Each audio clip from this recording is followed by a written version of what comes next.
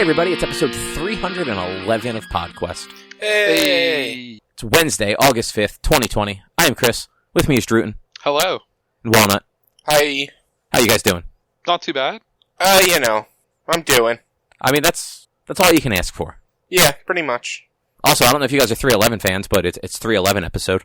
I'm sure that means something to somebody. Is this week's episode Amber? Man, way to pick, like, the most common 311 song. Well, I don't know any others. Yeah, fucking exactly. I was going to say Paralyzer, but I think that's Finger 11. Yes, that is Finger 11. Apparently, like, the 311 apparently does have some decent music, so I've been told. I might know. I don't know. I can't think of anything that I've listened to of them. So. I mean, you know Amber. Amber is the color of your energy, whoa. Okay. That's 311. Sing it with a little bit more enthusiasm there. Let's redo that part. And No, I'm good. No, I'm I'm not a 311 fan. I'm not going to be enthusiastic about it. Fine. I'm also very tired today. I've been tired for like a week. Why? You don't do anything all day. Well, I mean, I've been dealing with an extreme hangover since Saturday night. So, like, I'm 32, so now it takes me like 3 days to recover from a hangover. Neither of you guys would understand that, but No, 'cause we're not true. idiots. It's true. And then just because of that, I've just been tired. Today's kind of the first day that I haven't been, like, kind of exhausted. Well, congratulations. Also, happy birthday. I know I texted you on whatever day that was. Saturday? Yeah. Was that Saturday? It was Monday. Was it? Jesus Christ. Yeah, my birthday was the 3rd. I don't know. Like, I feel like I messaged you saying happy birthday way longer than 3 days ago. I mean, it was 2 days ago. Yeah, see what I mean? Like, it feels even longer. No, it was just Monday. Well, that's like, I saw somebody post on Facebook, or maybe it was Twitter. I think it was Twitter. Somebody said that Avengers Endgame came out a year ago. And, like, I realized, like, holy shit, that movie came out just a year ago. I could have sworn it's been at least 12. It was no.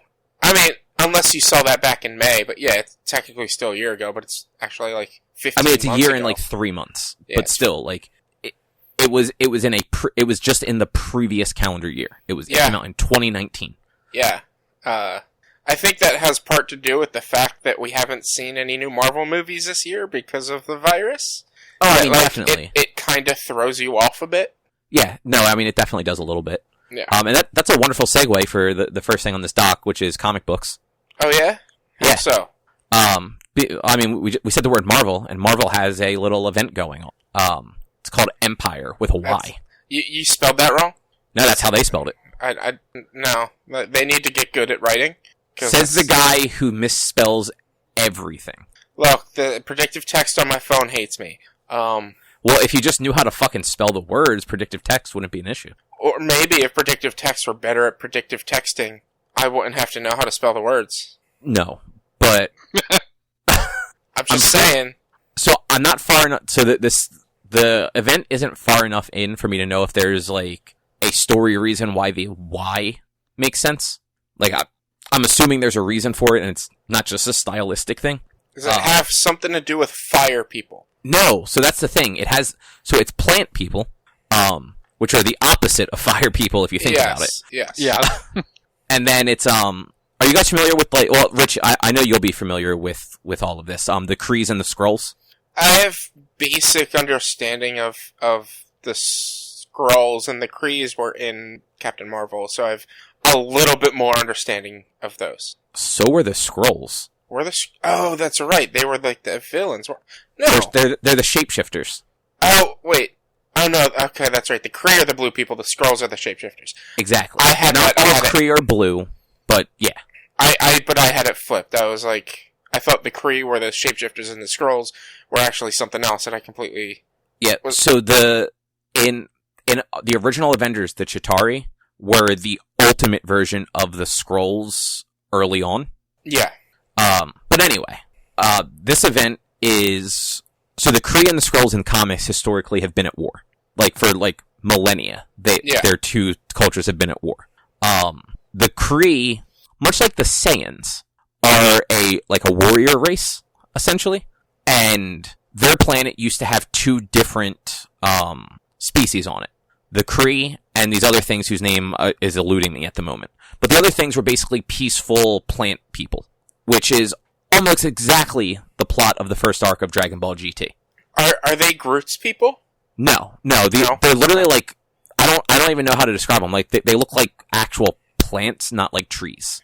Okay. Anyway, at some point, the Skrulls, who were a more advanced civilization, were kind of like expanding, and they gave this planet a chance to like see who would become like the proper race, and they gave their technology to both and put them both on a moon, the Earth's moon, because why the fuck not? Of course. And basically, like, the Kree built like a technological empire out of their technology, and the plant people built like more plants, essentially. And they won, and the Kree were upset, so they just slaughtered all of them so that they would be the winners. And then they turned on the Skrulls, and they've been at war ever since. Okay. I honestly don't know if that's, like, always been the history, but that's the history set up in Empyre. Is that how the origin of the, Inhumans base got to be on the moon as well? No, so the Inhumans base wasn't always on the moon. At one point, it was actually on, in the Himalayas. Like, when they were originally introduced, their base was in the Himalayas. Kind of like, Agents of S.H.I.E.L.D. Yeah, actually, like, that's a little more in line with that, which makes sense because Agents of S.H.I.E.L.D. did the Inhumans first. And then, then it went to the moon, and then it was just floating above, New York for a while. Now it's in the Hudson River, I think. Okay. But, so, this whole sort of event is the Kree and the Skrulls have joined forces. So they are no longer at war. There's a young Avengers character named Hulkling, who he is the child of a Skrull princess or something like that, and the original Captain Marvel, who was a Kree warrior that protected Earth. Why is he Hulkling if he has nothing to do with the Hulk? He did not know he was half Kree and Skrull until, like, years after he became, like, a young Avenger. Okay. Like, he had no idea he had alien biology at all. He looked human because he took after his father's side. And Captain Marvel was a, like, human skin, like a white-skinned character. And didn't have any of the Kree, like, traits. Okay. So, like, you know how Krees have, like, they have the blue skin, but they also have, like, the weird eyes and stuff like that, and... Yeah. He doesn't have any of that. Like, Captain Marvel just looks like an Earthling. So he took after that, but he has the shape-shifting abilities of the Skrulls. Okay. He has the shape-shifting abilities of the Super Skrull. So, like, he can turn into, like, basically anything, and he's super strong and stuff like that. But they basically recruited him to be their emperor. So, because he is half of each. He is the son of the Kree's greatest champion and of Skrull royalty. So, like, people are apparently willing to follow him. Okay. So, like, it's actually a really interesting setup, because at this point, it's like, the two factions that have caused the most issues for Earth are now at peace with each other, and they're heading towards Earth to wipe out these plant people, which have built this weird garden on the moon. And, historically, the plant people have been okay. But, like, the first issue, and, like, spoilers for the first issue, they completely, like, kind of, like, curveball everybody, and the plant people are actually the bad guys. Like, it seems like it's setting up that, like, and honestly, like, it's comic books, it's not that much of a curveball. But, like, for Marvel, especially in, like, an event like this, it's kind of a curveball.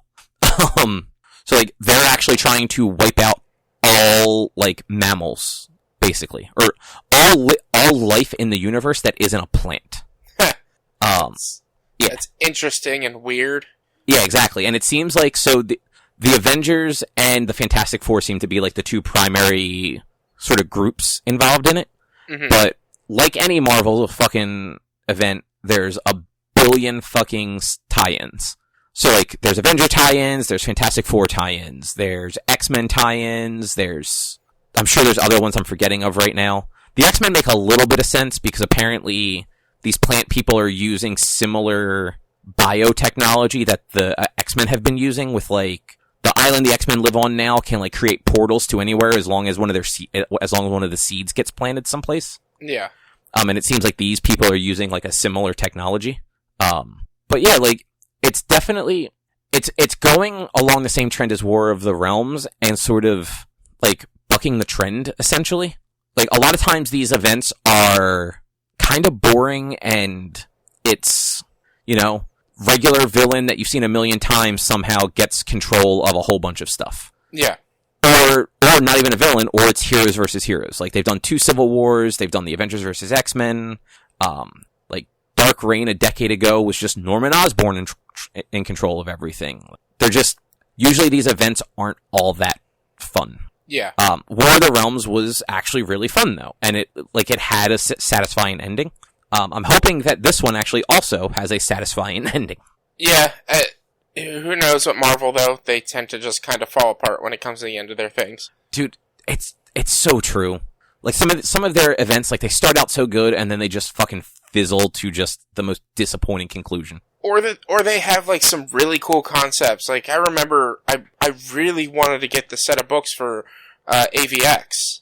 But, from what I heard, it kind of sucked. But, like, that was, like, such an awesome idea. Avengers vs. X-Men, yes! Yeah, no, it was stupid, because it's one of those things where a conversation would have settled 90% of this, but because both sides are too fucking stubborn, it turns into, like, a big fight. When, like, in a lot of cases, half of the characters on either side are on teams together or have, like, other relationships. Like, Wolverine's fucking on everybody's team. Yeah. At the time of AVX, Storm and Black Panther were married, and had been for quite a while. But, like, all this stuff just tore them apart for, like, no good reason. Like, That's Captain America Civil War also. Like, the movie, the MCU movie, like, if they had just talked, everything would have been fine. Yeah, exactly. But nobody trusts anybody, nobody tries to, like, figure it out. The story is, they all have to punch each other. Yeah. And, like, AVX fizzled to another kind of, it was an abrupt, boring ending. Yeah. Like, the 5 mutants all got the powers of the Phoenix, and then, one by one, they all got defeated until I think it was just Cyclops that had all of the Phoenix. And then, Hope and Scarlet Witch just did magic and made it all go away. Yeah. So, like, cool. That was worthwhile. Yeah. It was the same thing with, Secret Empire, or whatever the last thing that had the word Empire in it, which was the Hydra Cap story.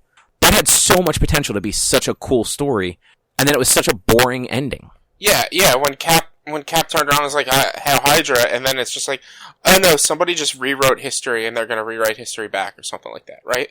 And, yeah, I mean, the Red Skull used the Cosmic Cube to rewrite Cap's history, which is super cool. Like, that is actually really interesting. And the event itself was interesting up to a point, but like all of these Marvel things, they can't just tell a story. They have to tell a story in 50 different fucking places. So in order to know what's going on, you have to spend all of your money and read books that you'd probably never read any other time, because they, honestly, 9 times out of 10, the tie-ins aren't good. Yeah. Like, the art's bad in them, the writing is meh at best, and a lot of times it's breaking the trend of existing stories that are already going. That is my main thing against mainstream comics. Like, I love all these superheroes, but, like, I don't want to have to buy all these to know everything that's going on, or I don't want my comic that I am buying, say I'm buying The Incredible Hulk, and I'm just buying The Incredible Hulk. I don't want a one-issue tie-in to an event that I'm not paying attention to. Yeah, exactly. And Marvel has gotten better over the last few years of not having the tie-ins be part of the main series unless that character features heavily into the event. So, like, the Fantastic Four are a main part of this event. So, one of their issues is, at least one, it could be 2, is part of Empyre. Same thing with one of Captain Marvel's issues is definitely part of Empyre. Yeah. But, like, those are two books that, like, their main characters are heavily involved in this. It makes sense. What I think Marvel needs to do, and probably DC, I don't know as much about DC with their events, but Marvel, at least, needs to start having seasons of comics, and between seasons do these events. So that this way they can produce, say, a book every 2 weeks or whatever for other books from July to December, and then January through March or April, they can have this event go on where if people don't want to buy it, they don't have to buy it because their, quote, season is over. And then the new season starts up back in April, May, June, July, or whatever like that. They would lose so much money doing that. Would they, though? Like, no, like, they 100% would, because if there's a Spider-Man issue coming out every 2 or 3 weeks, I mean, obviously the schedules are all fucked up right now, but, like, if Spider-Man was a twice-a-month book, Yeah. If Spider-Man comes out every month, and then there's also tie-in issues of Spider-Man that go with an existing event over the summer, there is somebody out there that is going to buy all of those issues of Spider-Man because they have to buy all the Spider-Man books. But and that's I'm saying, like, do that. But, like, if I don't care about the event and you want to have these tie-in books, have it during a specific season where you wrapped up the storyline that was going on and you're getting ready to start a new storyline, and have this, like, one-off. But so that would require them to have every single book run the same issues for storylines.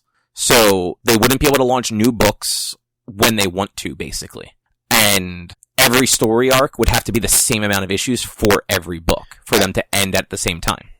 But like, the way I'm thinking about it, I think you're thinking too far into it, where it's like, okay, if their storyline doesn't wrap up and they're not a part of the the crossover or whatever of the event, then, like, alright, give the writers a break. But, for instance, you said Spider-Man. They're twice weekly. So it's 24, or twice monthly. So it's 24 comics a year that you get a Spider-Man. Still release 24 comics, but release them over the course of 8 months, rather than of the 12 months, and then the tie-ins come out during just the event. Yeah, but so again... I like your idea, Richie, but when you put it that way, like, there's a production to comic books that, like, I don't think comic books are that made that far out that they can really go from twice a month to 3 times a month, like, that easily. No, they definitely can't, especially for books like Spider-Man books. Generally, they rotate artists. So usually artists do, like, a 4 to 5 issue arc, and that's, 2.5 months, give or take. 2 to 2.5 months. Usually when there's an event, the main writer of a series is not writing the tie-in issues, because the tie-in issues are not the main series. Mm-hmm. Same thing with the artists. Like, the artists are not drawing the tie-ins. If you're writing comics, or drawing comics, you're only getting paid if you're working on books. So if you have 3 months where an event's going on that you're not involved in, like, you're not making money. But you also have 3 months, 4 months of time to start preparing for that backlog. But not if you're an artist. Like, an artist can only do a book a month generally. So if they're doing one book every single month, that's great. But if they have a 3-month gap because their monthly book is not running, they don't have a way to make money because they're contracted. They can't draw something else. But like I said, like, you use those 4 months for whoever's writing the event to write the event and do the stuff for the event, and the normal writers and artists that you would have on your normal books can start writing their, quote, new season, and have backlogged issues ready to start being released when the season starts back up. Yeah. I mean, I understand what you're getting at. It's just, comics run such a weird way that would never work. And the thing that actually would work, and that Marvel has started doing, is the tie-ins are not part of the main series. So, like, other than, like, the 2 books that are tying directly in with the thing, everything else is labeled as Empyre. So it's like Empyre Avengers, Empyre X-Men. The Avengers and X-Men books that are, like, running, like, monthly are still on their own story arcs. Like, if you don't want to read those, like, the Empyre tie-ins, you don't have to. If you're not involved in Empyre at all, you don't have to read any of them. But likewise, if you're really invested in Empyre but don't give a single fuck about the X-Men books, you don't have to read any of the X-Men books. And so, like, for instance, with Avengers, say they have 2 issues in Empyre. Do these 2 issues get released in place of one of the normal releases? No, like, Avengers, like, their normal story arc is still running. So, if you're invested and want to read everything for Empyre, you can read everything for Empyre. But if you don't give a fuck, you're not losing out on comics because your 2 issues of Avengers got replaced by Empyre issues. Yeah, that's slightly better, but still, it's just, I hate when they do these big, when Marvel does these big events, because like you said, they never really end well, and it's just too much, in my opinion. No, I mean, they do have too many books for it, and even if they weren't doing all of, like, the individual books, they'd still have their entire line of comics tie into it, which still breaks up everything. And because, like, a new book might start in June, and then be part of an event in August, and it's like, well, what the fuck are they supposed to do?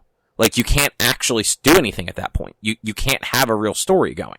Yeah. DC, on the other hand, DC also has an event going right now, Dark Knight's Death Metal, which is a follow-up to Dark Knight's Metal from a couple years ago, and it's also a follow-up to Scott Snyder's recent Justice League run that ended, like, back around, like, January. It ended very abruptly, though. Like, I didn't even realize it was over. It was like, it ended on issue, like, 45, let's say, and then all of a sudden issue 46 was, like, just a different story, like, nothing that had happened before happened. It was very jarring. Yeah. But this is basically a follow-up to everything he's been doing with, like, the DC universe as a whole. So, to kind of counter the Marvel argument, there aren't tie-ins for this, really, that I've seen at all. DC doesn't do a lot of tie-ins for books.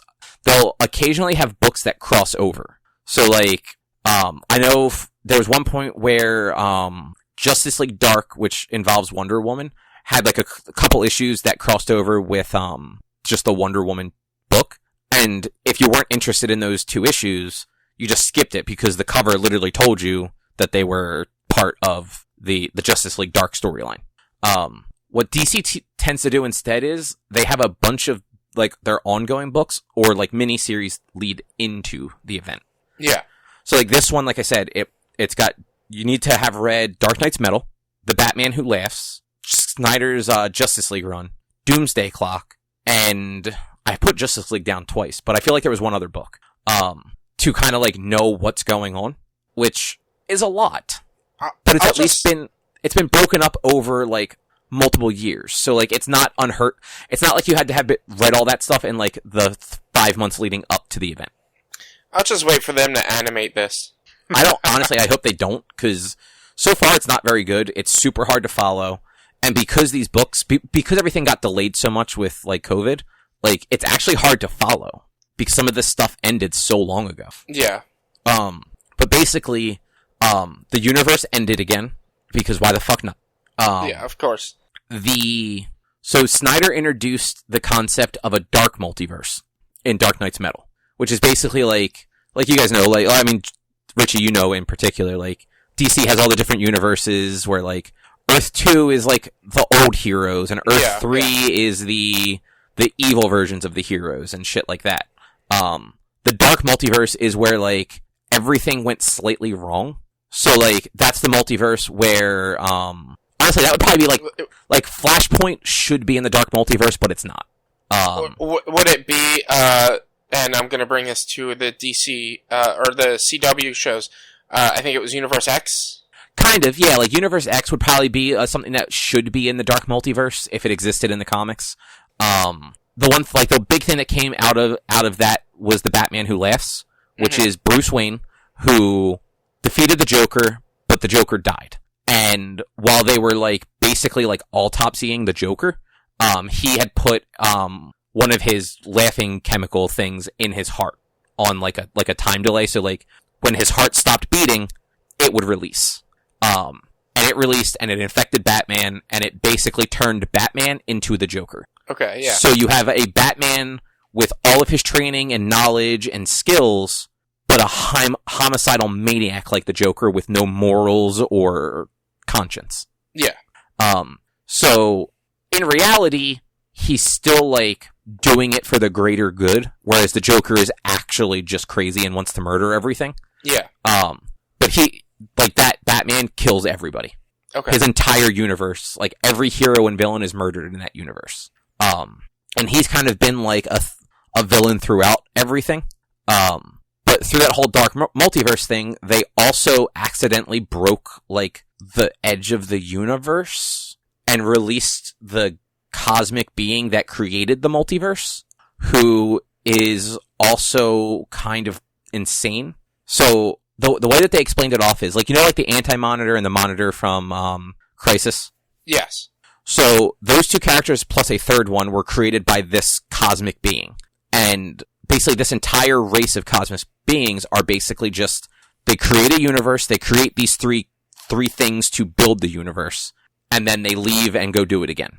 And she didn't like that, so she created a universe and then, like, walled it off and tried to, like, basically control it. And she was stopped and frozen in basically in a wall at the edge of the universe. She got freed, and she took over everything. And this storyline is just, the entire universe is fucked, the bad guys have won, and the heroes are trying to figure out how to stop it, while also not being murdered by this all-powerful being. Yeah. And, like, all of the art-wise, like, aesthetically, all the characters look super cool. But, like, it's super fucking hard to follow, and makes very little sense. Yeah. And, like, I don't know. Like, I like Snyder, but I feel like this and Dark Knight's Metal, like, he was given too much freedom on. Yeah, it sounds very interesting, but I don't know what to say, because I haven't read it, because I don't know anything, because I don't read comics, but it sounds very confusing as well. Like, just from listening to you explain it, it sounds like, why, that's what, I hate it when comics, like, they're just like, let's just make this thing up now, even though it's been around for forever, and, like, I don't know, it's just weird. So, my problem is, so, like, on Justice League, I feel like he just had a little more editorial guidance. Like, somebody telling him, like, let's not go that far. So, like, the whole story built up over, like, the course of his Justice League run was actually really well told, made sense, and it expanded on the universe in an interesting way. Like, Lex Luthor basically became, like, the main villain again for a while. Yeah. But rather than just being, like, the rich dude with money to throw at things, he got superpowered by this being at the end of the universe. And was basically going around the DC universe, giving villains, like, power-ups in exchange for, like, their services when he needed them. Yeah. And that's where, like, the whole Year of the Villain stuff happened. But by the time that whole storyline ended in Justice League, and now it's in Dark Knight's Metal, like, again, it's been, like, 6 or 7 months since his Justice League run ended, and it just feels so disjointed from everything and hard to follow. Yeah. Whereas, like, it was built up to a point in the Justice League run where the heroes confronted the big bad, like, galaxy creating thing. And I feel like if they would have just kept it in the Justice League, it would have just flown better and made more sense. Yeah. Cause, like, the creation of the character actually makes sense in the Justice League. Like, there's a thing in the DC universe called the Source Wall. It's, like, basically the source of the universe. And it is where the energy that the lanterns use comes from. Yeah. So, like, the Green Lanterns, the Red Lanterns, like, all of those characters, like, their power, like, it's manifested by, like, whatever emotion it's based on, but the power comes from the Source Wall. Yeah. They broke the Source Wall, which then causes this character that nobody knew was locked in it to be released. So, like, that's interesting. Like, that's an interesting way to take that stuff. And then to just, like, skip 7 months and just be like, oh yeah, no, she won. Like, the whole universe is just fucked. And now, like, the 4 heroes that are left and a bunch of old people are going to try and figure it out. Yeah. Like, that's where it just kind of, like, alright, yeah. Whatever. Talking about DC stuff, it made me realize that, like, normally around this time, we'd be talking about the CW shows and what we're, like, hearing and what might be coming up, and we're not getting that for another 4 months minimum. Yep, because none of those shows are going to be back for a while. Yeah, it bummed me out, because I thought about that earlier today, too. I was like, fuck, we still have 4 more months until maybe they start filming, probably, or something like that. It sucks. Yeah, that's true, because they'll probably start filming, like, October, November? I don't, if they're allowed to. I mean, I know a lot of stuff is starting to film again, so obviously they're just taking precautions with that stuff. Yeah. Anyway, I don't know if you guys saw Mulan, the live-action version.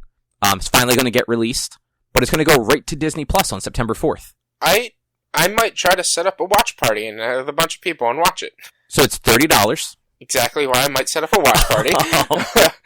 So on top, I haven't been able to see a confirmation or not yet. Yesterday, the rumor was you didn't need a Disney Plus subscription. You could still pay the $30 to rent it. Mm-hmm. But it looks like you still need the Disney Plus subscription. So, $30 rental. It is not something that Disney is looking to do across the board. The actual quote from the CEO, Bob Chapek, I guess is how you say his name, is, we're looking at Mulan as a one-off, as opposed to saying there's some new business windowing model that we're looking at. Mm-hmm. So, at the moment at least, we shouldn't expect to see any other Disney-related properties going this way. There was a rumor yesterday when this broke, though, that Black Widow would do the same thing in November.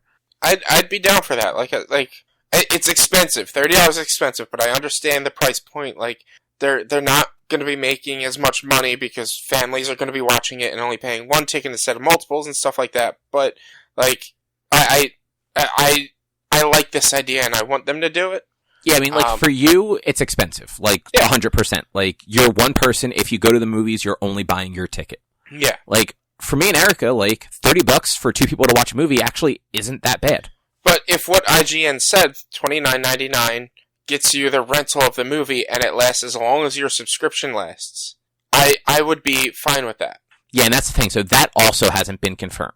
Yeah. That's actually not a bad deal if that's the case, or even if it's just a long-term rental. Yeah, like, as long as it's not a one and done, for $30. If it's $29.99 for its quote theatrical run, and then once it's released onto Blu-ray or whatever, and digital download, then it like drops in price and you have to pay that price to watch it again, I'd be fine with that as well. Yeah, no, definitely. And I mean, to be fair, like, I'm not all that interested in Mulan. Like, I don't expect to pay $30 to watch Mulan. Mm-hmm. But, like, I also wasn't going to go to the theater to see Mulan, so... Yeah. But, and we'll get more into it when we talk about it later. I did a watch party with something this weekend, which can definitely be done with this show, with this movie, $29.99 to have a watch party, and maybe people throw you a couple bucks for renting it. Like, it does drop the price down. Yeah, I mean, you're not wrong. Like, there's ways around this astronomical price, but at the same time, I understand the price.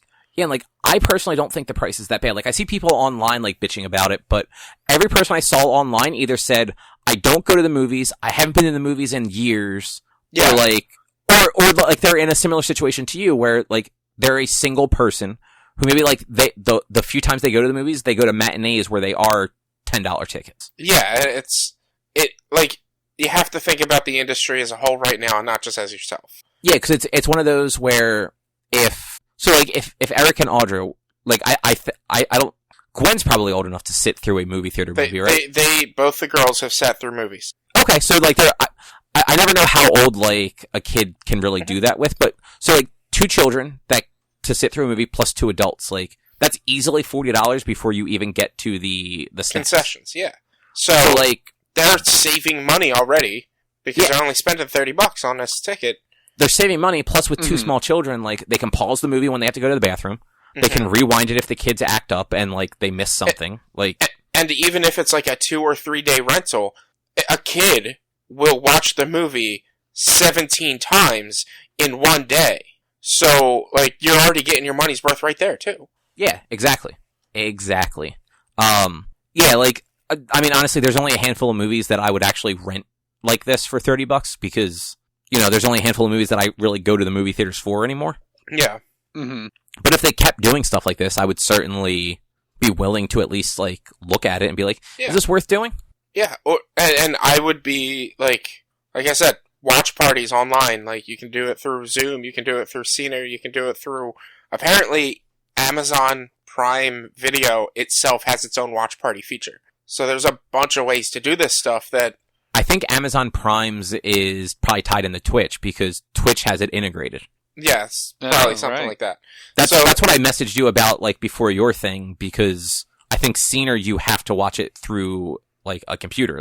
Like, you need to watch it through Chrome. Yeah. Whereas, like, with Twitch, like, people could, like, cast it from their phones to their TV, or if they have, like, a Roku with a Twitch app or whatever. Yeah. But we'll get into that watch party more later. Yeah. So, we've all watched at least a portion of Umbrella Academy. Mm-hmm. I just watched episode 5 before we started. Andrew, you said you just watched the first 2? Yeah, Sarah and I watched the first 2 episodes last night. Right. Hold on, I need to just... I don't remember if you said it. Is it the first 2 episodes of this season, or first 2 episodes of the series in general?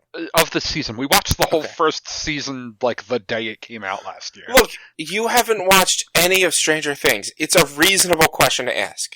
Sure. But also, like, there's no way he's going to say we watched the first 2 episodes when he knows the new season just came out. Yeah. Which I like, Drew would specify if he's like, oh yeah, we just started watching the first season last night. Yeah, I just want to, because like I said, I didn't remember what he said in the group chat, so I was like, I just wanted to make sure. But what do you guys think of it so far? It's not bad. I don't know. Like, the first season kind of started a little slow, and this season feels similar to it. And that it's not pulling me in too much, but at the same time, I'm super invested. I kind of agree with that. Like what they show, like, right at the beginning, Netflix released it as, like, a teaser, like, the first 5 minutes or whatever, is, like, a second Doomsday that they start. Yeah. Like, that pulls me... That opening was super fucking cool. Yeah, the opening was cool, and that whole sequence was really cool, and that pulls me in. But then, some of it, I'm just kind of like... I'm not super pulled into, like, I'm fascinated by it, or I'm interested in it, but I'm like, okay, there's just going to be a lot of talking for a while. I can scroll Facebook or whatever. I mean, that's kind of what that show is. It's not like a superhero movie, or show for that matter. Like, yeah. There's not a lot of action or anything like that. It's a lot of character drama. Yeah. Mm-hmm. And that's fine. Like, I know it's not for everyone, and it's not 100% for me, but, like, my investment in the show is, like, from having watched season 1 and being a fan of Gerard Way that keeps me watching. Like, yeah, see, I really enjoyed... So, I finished the season. We unintentionally watched 9 episodes on Sunday. And then on Monday, I realized there was only 1 left, so we finished it. And, like, it definitely has its ups and downs. Like, I think it started pretty strong, because it kind of, like, threw you into it with, like, all the time travel nonsense, and realizing it, like... So I don't know if you guys realize this or not, but, like, everybody else has had at least a few months to kind of adjust to the fact that they're stuck in the past. Yeah. Yeah. Fucking number 5 has had a week. Yeah, like, that motherfucker went from one apocalypse to another, back to back. Yeah, it's... I saw somebody post that on Facebook, but and I probably wouldn't have realized it if I hadn't seen that. But yeah, like he didn't have any time to just like refresh himself, and it does pull you in that aspect, and I thought about it. Yeah, I mean, this is a very minor spoiler, but like they alluded to it in the first season anyway. Like, they show his older self in this season. Well, not his older self, like, it's technically his younger self, but it's him as an old man, like, before he fucked up time travel in the first season. Yeah. The second time. Yeah. And at one point, like, he's actually just yelling, he's like, don't listen to them, I'm 14 days older. And, like, you realize, like, it's only been 14 days that all of this stuff has gone wrong for them. Yeah. From his point of view, at least. Yeah. He's 14 days older, and it's funny, because they're all supposed to be, like, not twins, but the same age. But now, Klaus is at least 3 years older than everyone else. 4, because he also spent a year in Vietnam. That's right, yeah. I knew he spent time in the past in the previous season. I couldn't remember how long, and I couldn't remember what year it was that he first landed in this season. Yeah, he landed in 1960. He's 4 years older than Vanya and Diego, 3 years older than Vanessa, right? Is that her name? Yeah, I think that's her name. And then 2 years older from Luther. Than Luther, or it might be switched with Luther and Vanessa. And then technically, number 5 is like 50 years older. Yeah, he's 80 something. Like, I think the episode I just watched, it was like he's 84. I think like he's like 7. I think he's 60s or 70s, because he was stuck he was stuck away from his timeline into his 60s, I believe. Maybe, I forget exactly. He does not look like he's in his 80s though when they show like his older self. 58. I just looked it up. Okay. Which honestly, that makes his character that much more entertaining, because like he's like a 15-year-old with the mentality of a 60-year-old, and it's very obvious. I just made it through the best line, and it was the most healthy relationship in this entire family was when number 5 was screwing the mannequin. Yep. There was a text from Superheroes I saw on Facebook with them, and I don't remember the entire thing, but they were it was like, you know, them all arguing about who the leader should be. Yeah. And it came down to Diego, and like the last line was number 5 just going like, he's like, wait, is Diego really the most normal of us? Yeah, I saw that one. But yeah, like the season's good so far. Nothing super blowing me away about it, but it's good, and I do like the themes that they're showing and stuff about it. So the last 2 episodes in particular, I think, are actually very good. And then, like, throughout the middle of it, like, there's like a down episode and then there's like an up episode. Yeah.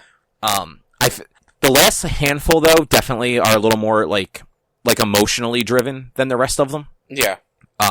Because like early on, like they're all split up again. So like as you're watching, they're kind of like regrouping and finding each other and finding out that like, oh shit, there's another apocalypse coming. And then, you know, you find out why there's like, I forget what episode it is. Rich, I don't know if you've gotten to it yet or not, but like you find out why there's another war happening, an apocalypse, to the date that number 5 jumps to.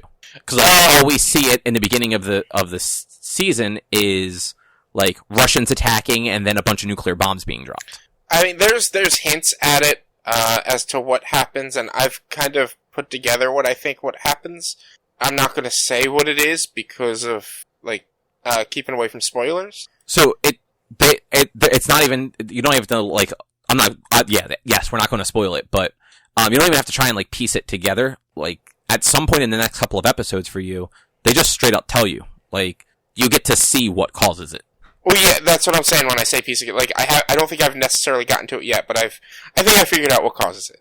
You will 100% know because, like, they don't beat around the bush. Yeah. Like, it's, they show it to you and they're like, this is what, like, they literally say, this happened, and then this happened, and then this happened, and then we attacked the Russians, and the Russians attacked us, and then nuclear war broke out in the entire world. Yeah. Yeah. So, yeah, like, they just flat out tell you, but it's really cool how they get there, in my opinion. Yeah. And, like, some of the other characters that they've introduced, like, have just been I think, Vanessa, if that's her name, the rumor. Yeah. Like, her stuff where, like, she's basically fighting with, like, civil rights activists at this point. Yeah. And is married to one. And Vanya is living with, like, a family in, like, the middle of nowhere that happened to hit her with a car when she first landed in the 60s. Yeah. And right. Klaus is a fucking cult leader. I love that Klaus is a cult leader. It fits his character. So, like, he's one of the more redeeming characters in the show, in my opinion. He's just so ridiculous and over the top and very much needed. Yeah. Especially in some of the heavier heavier episodes that have heavier tones. Yeah, and, like, even his story, like, where he is usually sort of comic relief, like, there's a few moments for him where, like, it's incredibly depressing seeing what he's dealing with. Yeah.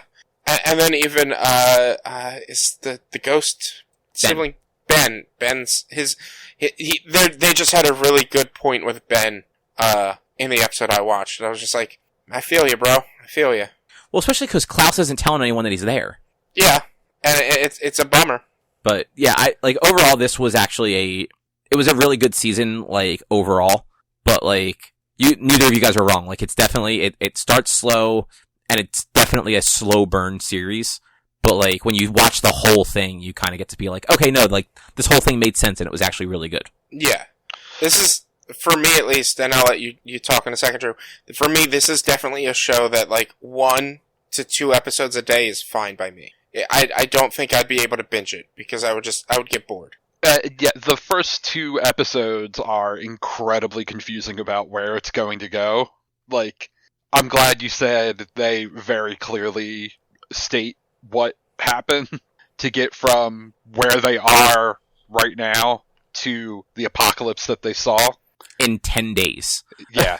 I think, so based on what you know, what I think based on what you know, Drew, is what causes the apocalypse is because you see it in the newspaper, Soviets attacked and JFK ordered the attack on the Soviets.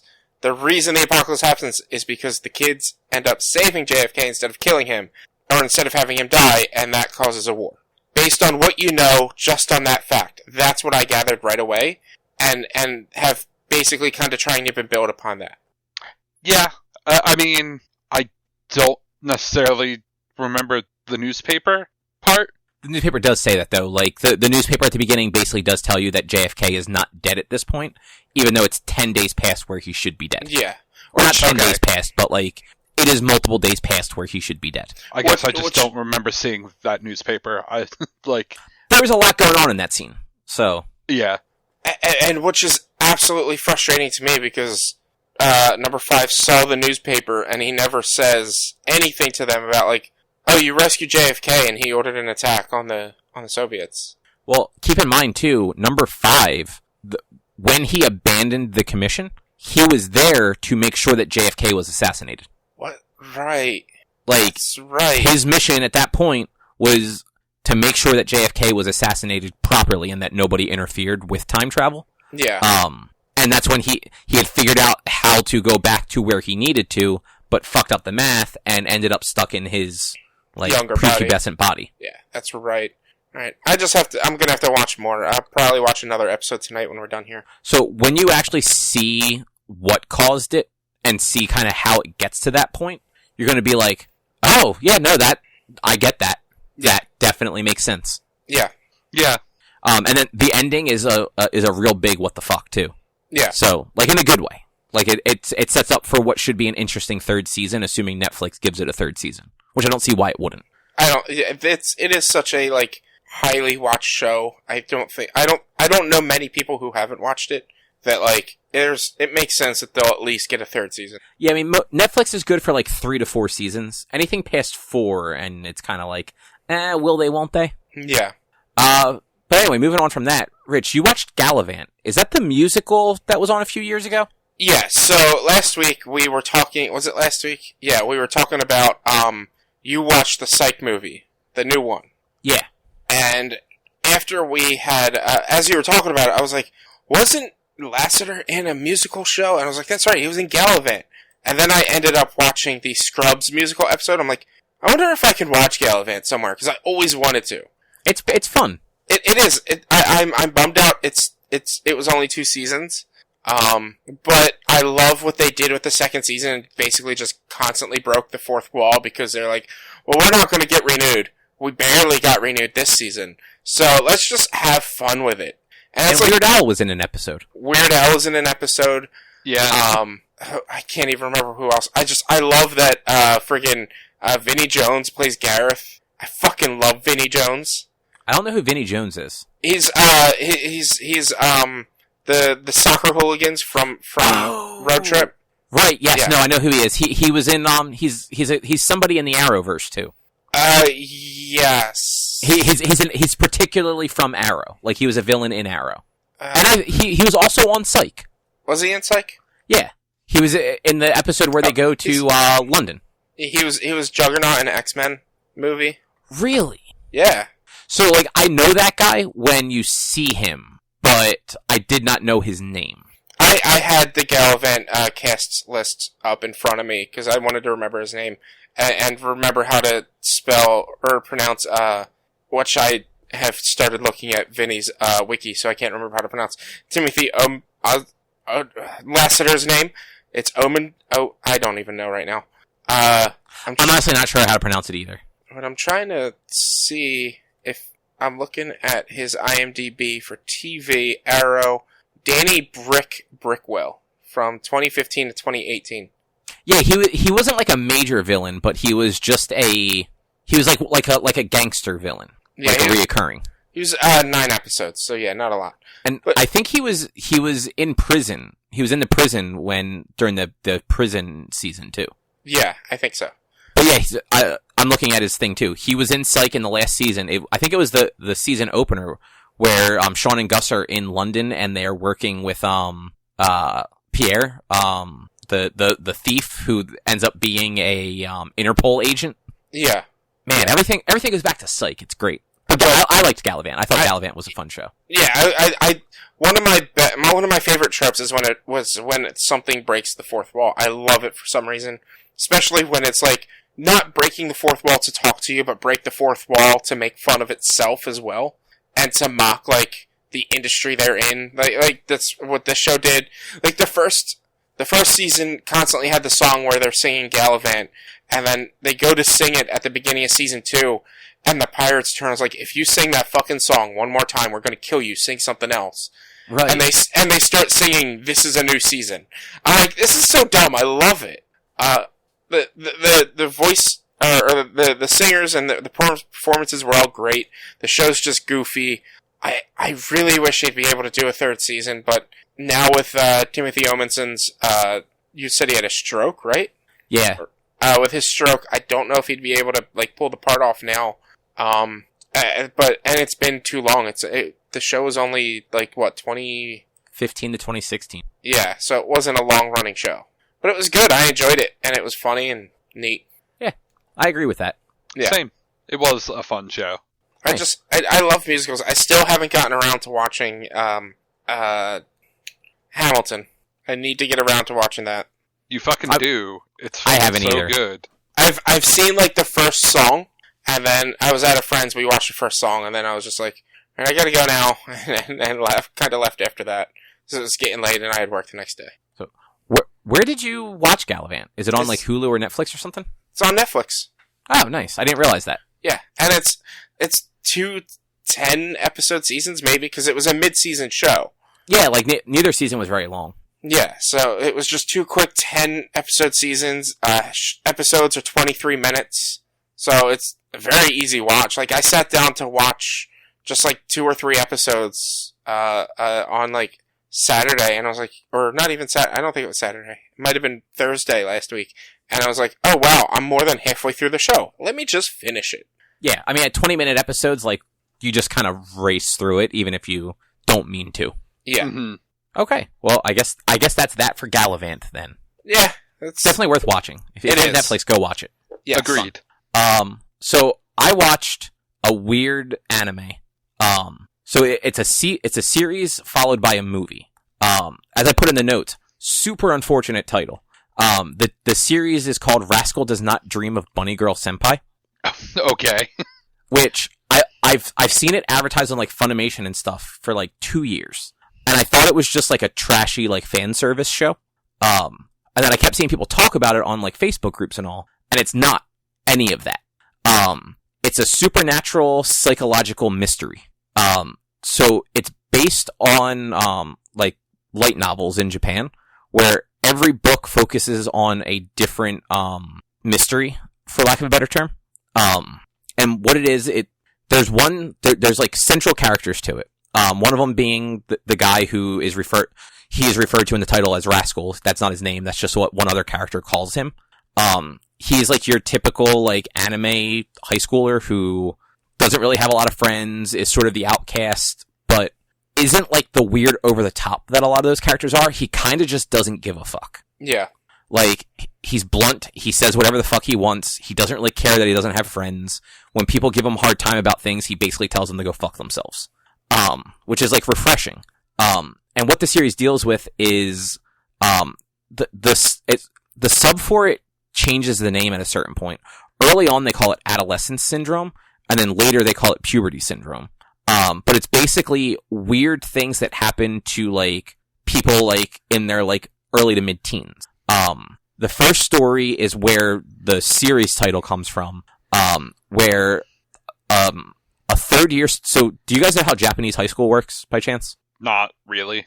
Richie, do you understand it just from watching anime? Kind of, but not entirely. So, high school in Japan is 3 years. Okay. So it's they still go 12 years of school. It's 6 years of elementary school, 3 years of middle school, 3 years of high school. Okay. But rather than it being like 1st through 12th grade, it's your like class 1 through 6 for elementary school, class 1 through 3 for middle school, and class 1 through 3 again for high school. Okay. So there's a girl who's a 3rd year student in the high school. The main male character is a 2nd year student. She was like a famous actress for a while and then like left acting to just go be normal in a school. But like for whatever reason, like that messes with her and she starts to just be forgotten by people and also can't be seen by them. Okay. She's not invisible. Like you see her in the show all the time. But where the bunny girl thing comes from is she tests it by going to like a crowded library dressed in one of those like stereotypical bunny girl outfits and like waves her hands in front of people and stuff to try and see if anyone notices her. Okay. And like nobody does. Nobody hears her, nobody like reacts to her. She's invisible to everybody except for the main guy who looks at her like, "What the fuck are you doing?" And it just kind of leads to them sort of trying to figure out what's going on with her and like finding out that, like, the longer she sort of, like, stays out of... She wants to act, but she's afraid to, essentially. And the longer she does that, the easier it is for people to forget her. And because she doesn't really, like, have friends in school, she's not acknowledged by anybody. She lives alone, like, she walks to school alone, like, she's just alone. Okay. So, like, the opening arc is basically them figuring out how to fix that for her. And then, like, as the series goes on, like, each like 3 to 4 episodes, it's only 12 episodes long, is based on another one of the novels. So the series covers the first 5 novels, and then the movie covers, 6 and 7, which I wrote down incorrectly on the form here. So it's like every, like, 3 or 4 episodes focuses on, like, a different, like, teenager having an issue like this. Like, and they're not all just people becoming invisible. Like, one person, creates, like, a Groundhog's Day, and they keep reliving the same day over and over again. Another person, she literally splits into 2. But, like, not, like, physically. Like, you don't see her, like, become 2 different people. Just at one point, there's 2 different versions of her running around. But they don't do, like, they don't do the stereotypical thing where, like, one of them is, like, all of one set of qualities and the other one is all another set of qualities. They're basically identical, except one of them is a little more, one of them is interested in being complimented on their looks, and the other one finds that, what's the fucking word I'm looking for? Like, repulsive, I guess, would be the best thing I can think of. And the whole concept is, like, them having to, like, figure out why they split up and how to come to terms with themselves to just be one person again.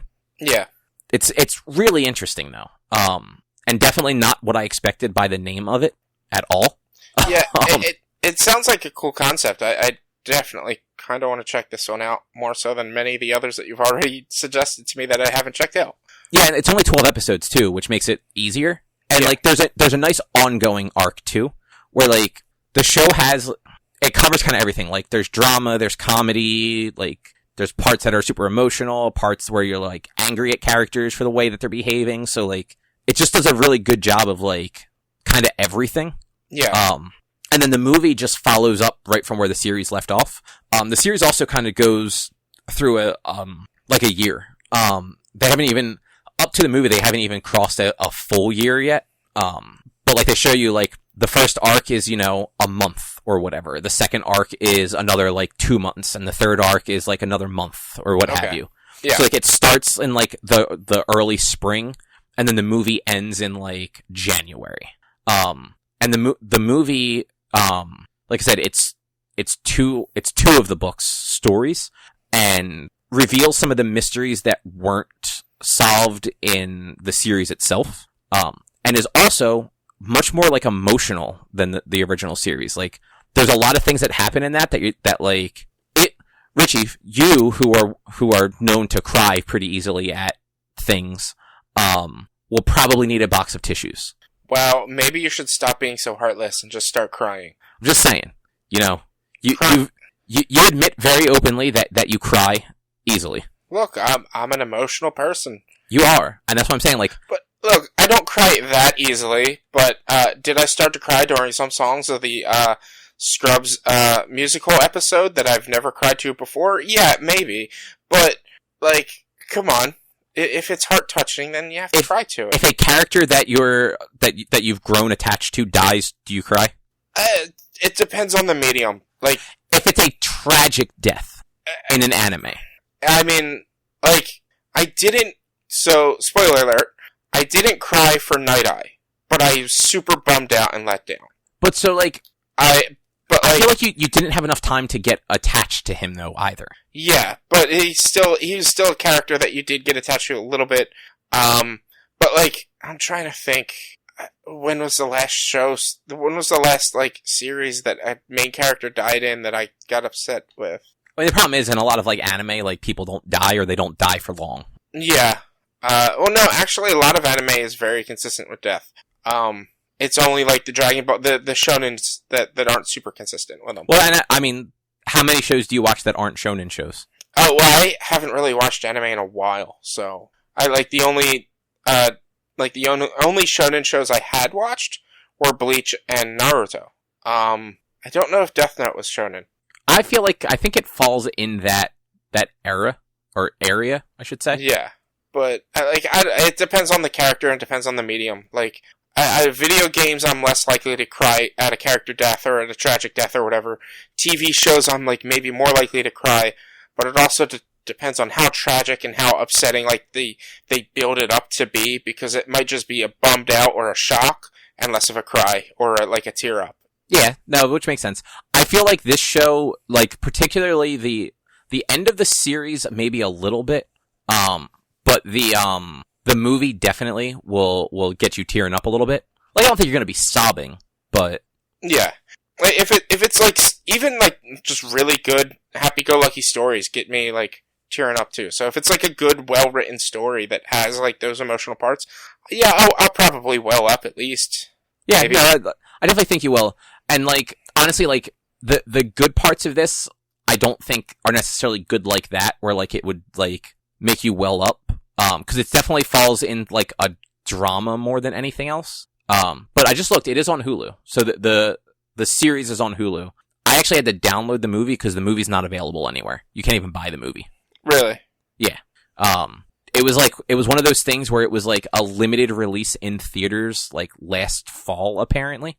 And there's just no way to purchase it that I saw. Like Amazon had Blu-rays of it for like $50 and $60 because they're not in print, so they were like all third-party sellers. Yeah. It's a recent show though. The series, according to Hulu, is from 2018. And and the movie was from last year. So, but there are still more books left too, and they're still making books. So there's a good chance that this show eventually either has a second season or more movies to continue the story. Yeah. But yeah, it's super interesting and definitely worth checking out if you're looking for something just different and pretty serious. Yeah, I'll probably watch it after Umbrella Academy. Cause I do see, this is really interesting to me. So, like, I'll try to remember it as best as I can to watch it. Yeah, I'll try and remind you in a couple of weeks. Yeah. What was next? Oh, you had your watch party. Is that next? Yeah. Oh no, I'm sorry, it's not next. So, this is weird. Harry Potter, right now, all 8 movies are available on HBO Max. Yes. Which makes sense. HBO is owned by Warner Media, who owns the Harry Potter films. Yes. For some reason, they sold the rights to the Harry Potter films to NBC Universal, so it's going to go to Peacock this year for a year. Why? Like, you're pushing people that want your service for those things in particular away for a year. Like, yeah, and I feel like Harry Potter's a big enough thing that enough people love that I'm sure it gets watched on HBO Max a whole bunch. Yeah, I'm sure it does. Like, I honestly, I haven't really touched HBO Max since I got done with, Big Bang. But, like, I do check it from time to time and think about watching movies on there. But it's, like, for me, the Harry Potter movies aren't something to pull me to a new service or to cause me to drop this one. But there are a lot of people out there that, like, don't care about pretty much anything else that's on HBO Max and might just want the Harry Potter movies. Like, I mean, I'm pretty sure Drew watches them all at least once a week. Exclusively. Absolutely. Exclusively. He even watches them by himself. Sarah's a huge fan of Harry Potter. He's like, no, fuck that, by myself. Yeah, exactly. Yeah, I'll never give another dime to anything Harry Potter. But you're not giving a dime to Harry Potter. You're giving the dime to HBO Max. You're technically watching it for free. You're just paying for HBO Max for everything else that's on there. Nah, I'm okay. Fuck J.K. Rowling. She sucks. Yes, she absolutely sucks. But at this point, like, that money's not going to her. That money's going to WB. Yeah. When it comes to the movie money, or like I've gone over this with other people. It's okay if you're still a fan of Harry Potter and not like J.K. Rowling. Like, that's fine. So it gets weirder than. But I'm neither. So. Yeah. No, yeah. You guys torture me about Monster Hunter. We torture you about Harry Potter. Yeah, but I think we can objectively agree that Monster Hunter is just a bad game. No. 2 against 1. But so this whole thing gets actually weirder. Because they also gave the rights to movies like Batman Begins and Beetlejuice over there. Well, not gave them, sold them. So how much? Like, I need to look this up. I want to know, like, how much is HBO making through HBO Max, and how much did Peacock and NBC offer them for these rights? Because, for them to be like, yeah, we'll sell it to you for a year, has to show that maybe they're doing a lot of good on their streaming service and don't care what is or isn't on there. Or NBC just offered them enough money that it offset them not having those things for a year. Yeah. Because I know at one point, because of just the way that rights work, HBO didn't always have the rights to air all of the movies, and likewise on TV. And when ABC had the rights for a while, because it was on ABC Family or Freeform, would always do the Harry Potter weekends. But there were 2 of the movies they couldn't show because those rights weren't included. Yeah. And I think right now, actually, NBC Universal has the air rights for cable. Because I believe Sci-Fi and USA actually air the Harry Potter movies all the fucking time right now. Yeah. So, it might have just been something like that where, streaming rights generally fall differently than, over-the-air, cable rights. But since Universal has those rights already, maybe they worked out another deal with HBO, Warner Media. It's here's millions of more dollars. Let us put this exclusively on our platform for a while because nobody wants our platform because it sucks. Yeah. Really, they don't have The Office yet, so literally the only thing on there is the Psych movie and... Psych. Fresh Prince? Fresh Prince is on HBO. Okay, yeah, I don't know then. Yeah, I don't know why Peacock is a thing. I think maybe Scrubs might be on there eventually. I know The Office is going there. I thought there was another sitcom that was going to be there. Scrubs is owned by Disney, so there'd be no reason why it would be on there. Yeah, that'll stay on Hulu. Yeah. So, Peacock is, the dumbest streaming service. It's dumber than, DC Universe. I don't know if you saw, so Doom Patrol's already on HBO Max. Mm-hmm. They just put the Harley Quinn series on there. Mm-hmm. So, now I think the only thing that's locked there still, that's an ongoing series, is Titans. Yeah, and I have a feeling it's gonna be on HBO soon. I don't even doubt it's gonna be on HBO soon. I think they should just get rid of DC Universe. It's not making any money. The fact that Titans, not in the United States, is on Netflix. I mean, that's super common. I know, but, that's the thing you gotta think. If they're trying to get people to get DC Universe, you kind of have to have Titans exclusive to just your streaming service because... So it's not available in those markets. That's why it's on Netflix. Well, yeah. So it's that's the thing. Shows like that go to other platforms when their native platforms aren't available in markets. Yeah. So that's the same reason why Mulan is going to be available in movie theaters in markets that don't have Disney Plus. Yeah. Yeah, it's just HBO, WB are making some weird moves, but if it's only for 1 year, it's only for 1 year. They're probably not losing any money on it. Yeah, it's just, I don't know. They have all these other Batman movies, and they're going to take Batman Begins off. Yeah, that's weird. So, the Harry Potter stuff seems to be related to a deal made 2 years ago. Really? Yeah, it was going to be leaving HBO Max no matter what. I didn't realize that. I'm reading an article from The Verge that, it was going to be leaving HBO Max in August, regardless. And there was an agreement 2 years ago between Warner and NBC Universal for the Harry Potter TV rights that goes till 2025. And I guess this is just wrapped up, or because it's leaving HBO anyway, and Comcast already has the TV rights, they've just been okay, boom, it's going on here now. Yeah, I wonder if part of it is because of the TV rights, there's a clause about streaming in there, and HBO was able to launch with it, but there's probably a no streaming clause or something like that, and they basically sold the streaming rights to NBC for a duration. It might actually, kind of skimming through this article as we're talking, it might have actually been the opposite. NBC might have given HBO the rights to stream it for those first couple months that HBO Max existed. That's what I meant. Okay, I thought you were saying that Warner has given it to Comcast now. Because also, I don't see anything that this is only 1 year. The article I read on IGN said that it would be on Peacock from October this year till October 2021. That's why I was wondering if there's if the contract that they have with NBC Universal says, like, no streaming, so that HBO couldn't just then put it for free on, like, at the time, like, HBO Now or whatever. But because they were launching this platform, if they worked out an agreement, like you said, that it's like, oh, well, we can stream it for the first 5 months that our platform exists.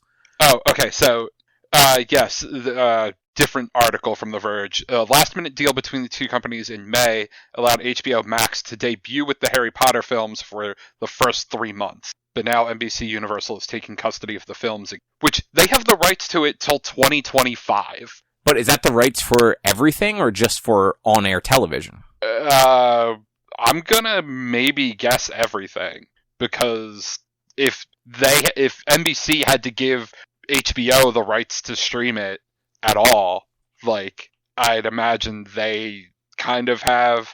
Although it's also saying that it's a temporary run on Peacock that's only a few months, but then will come back again in 2021. Yeah, that's why I'm wondering if it's like, if the contract initially, because neither company 2 years ago had their streaming services, I think they might have been both announced at that point, but neither of them were in any sort of way to know what they would be when they finally launched, or how long it would be before they launched. Yeah, I mean, the agreement was signed in 2016 to start in 2018 and run to 2025. Yeah, so like, I don't think they had even announced the streaming stuff yet, but HBO had the streaming content through, like, HBO Now and everything already. That's why I was wondering. That's why I'm curious if maybe the contract stipulated, like, no streaming rights, and the way that they got around it was, you know, HBO gets the rights to launch on the platform, and then Peacock then gets the rights thereafter for, you know, a series of maybe limited runs for the duration of their contract. Okay, this Vulture article is saying they'll be on Peacock from October to March of 2021. And then go to NBC's broadcast and cable networks, and then return to streaming. Okay, so yeah, I wonder if, like, the rights are just weird and they can't have both at the same time. And it could wind up on both Peacock and HBO Max at that point, but it was going to be leaving HBO Max. It's going to Peacock for a little bit, then to TV only, and no streaming anywhere, it seems. And then back on streaming. Yeah, because those rights are always weird. Like, streaming stuff, because it's so new, like, networks don't really know how to deal with it yet. So, like, that stuff is always sort of written in differently, where, like, just because you have the rights to show it on TV doesn't mean you have the rights to stream it also. Mm-hmm. But that's weird, and I'm curious to see kind of how that all ends up playing out for those platforms. Not that, like, I have Peacock for free right now, and I already canceled it, so once that free runs out, I will probably never look at it again until the next Psych movie comes out. Yeah. Assuming there is another Psych movie. But Rich, do you want to talk about watching Velociraptor in a watch party? Excuse me. Velocipaster. Is that not what I said? You said Velociraptor. Yeah. Okay. I believe you. I was looking at the word, and apparently what I was reading did not come out of my mouth. So, I'm going to tackle this, like, in 2 points. Point number 1, I'm going to talk about Scener, and then I'll talk about the fucking movie. Because it deserves its own little spot. But let's talk about Scener first. I use that. It's a Chrome extension app that you can get. It's free. It had a little bit of hiccups, and we're not sure why, but we're able to get it to work. Basically, the idea is you log in to your... You download the extension to Chrome, so it connects to, like, all your saved passwords and stuff, so you can just go right into whatever movie streaming service, pick a movie, click play, and it'll play for everyone, and it should be synced. We had a couple of issues where the movie wasn't synced right away, or, like, if I tried to rewind or fast forward, because we were doing, like, a riff tracks kind of thing, sometimes we'd want to, like, replay something. Like, other people's would get messed up, so I'd have to pause it, and for some reason, some people had control of their screen where they shouldn't have been able to. So, like, technologically wise, it had some hiccups, but it worked the way it needed to. The only kind of bummer thing is you need headphones when using this service, because it will pick up even the audio from the movie on your mic or whatever mic that you're using, and it'll, like, loop that as well. So I had somebody who wasn't using headphones, and I could hear their audio like a few seconds after my audio happened. Oh, that's kind of annoying. Yeah, I could have just been like, yo, Charlie, could you put on headphones or something? But it wasn't that bad. It was noticeable a few times, but the rest of the time I was able to get past it. Scener worked pretty good. The one thing that's annoying is it gives you 2 theater options, private or public. Private, you can have up to 10 people or 10 accounts watching a movie. So, and you have webcam. You give webcam access and mic access, and you can talk about the movie and everything, and talk to each other while watching this movie or whatever you're watching. It doesn't have to be movies because it can go onto Netflix, Hulu, Disney Plus, so it could be anything. But then the public one, they advertise it as unlimited people can watch it. But then I'd read somewhere that it's only up to 20 accounts. But it turns out that yes, unlimited people can watch it, but not unlimited people can be on video call. You actually have to make, quote, co-hosts to be able to be on video call, and whoever's not a co-host can type and whatever they want to say, but still get to watch the movie synced. Okay. Yeah. So like it worked pretty well for what was needed. Because you need the headphones in order to listen. Somebody in the group joined in as an audience member on their own laptop next to their wife so that they could hear it because they were wearing 2 separate sets of headphones. But they didn't have to be on the video call because they could be on the video call with their wife. It worked pretty good. I liked Scener. We all enjoyed the riff tracks of making fun of such a weirdly terrible movie that is Velocipaster. So bad. That movie is so bad. It's so good. We'll get into that in a second. It's not. That we're probably gonna plan additional riff tracks type things throughout the rest of the apocalypse. Just to like have something to kind of do and be able to watch movies with each other. Which is why, like, since it has access to Disney Plus, I can rent, or whoever has Scener can rent Mulan and just get $10 or a couple of bucks from everyone who's watching it, and you save money there. 6 people can watch this movie for $30. Yeah. My only problem with Scener is, like we were saying before, you have to watch it through a web browser. Yeah, you have to watch it through, it's a Chrome extension, you have to watch it through Chrome, which, like, isn't that big of a deal for me because my setup, where my PC is, it's right next to my TV. If I really wanted to, I could have just connected my TV to my PC. But, like, I watched on my PC with my mic set up next to me, because this is where I'm comfortable doing, like, this kind of stuff. Yeah, like, I have a 13-inch MacBook. I don't want to watch a movie on that. I don't want to have to, because, like, laptops get hot. Like, I don't want to either have to sit with a tray table in front of me, or with a laptop on my lap. And like you said, like, you need headphones, so then if Erica wanted to watch too, she'd have to go get her laptop, and hers is bigger, so it'd be more uncomfortable to sit on the sofa with it. Yeah. Like, it's not conducive to, like, being comfortable, unless you're in a situation like you, where, like, your computer's just in your living room, you have a large monitor, or you plug it into your TV and get the same experience. Now, I don't really know if you can download the Scener extension app on your phone.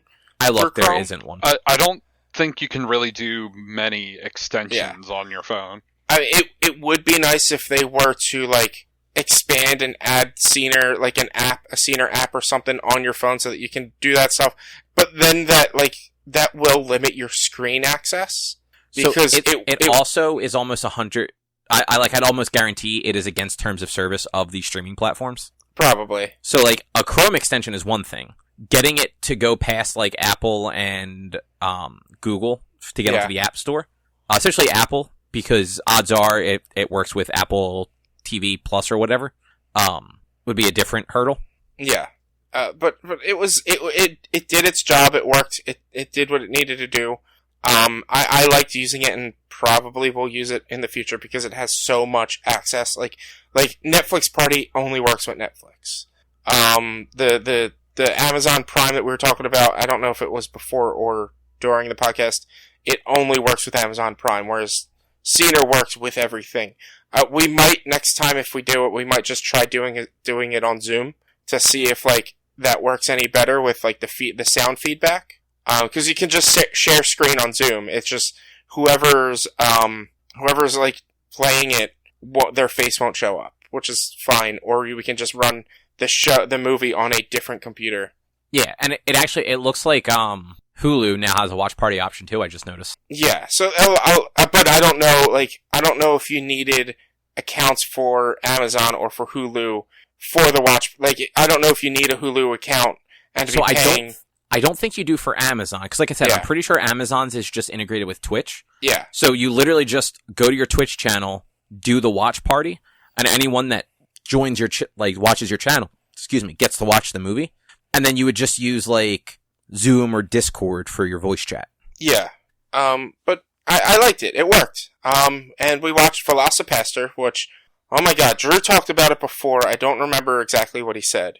It was a while ago, and he said he hated it. It's so bad. It's not good. It's not bad good. It's just bad. It's terrible. It's so bad. So here's the thing that like kind of drove me, like, not made me mad, but I was like, come on now. It's called Velocipaster, right? And he turns into a raptor twice. Right. In the hour an hour and 10 minutes, he turns into a raptor twice. But in between that, somehow learns and can keep up with ninjas fighting kung fu. Yeah, it's almost like it's an extremely shitty, low-budget movie with a terrible plot. Like, I love those things. Like, look, this movie is seriously made to be made fun of, I believe. And, yes. And I'm sure they knew how ridiculous this was going to be. Uh-huh. That, like, I was like, oh my god, what the fuck are we watching the entire time? It's only an hour and 10 minutes. I'm so glad. It feels fucking forever. Yeah. Like, it's the longest hour and 10 minutes. It's fucking terrible. Yeah. It does feel long. But it's so fucking ridiculous. Oh, it is. Like, I won't say that it had no amusing bullshit in there, because there were definitely parts that I laughed at when I watched that, but, like, on the level of bad movies, it's just a bad movie. It's not a good bad movie. Yeah, I enjoyed it for what it was, a bad movie, and we were making fun of it and mocking it.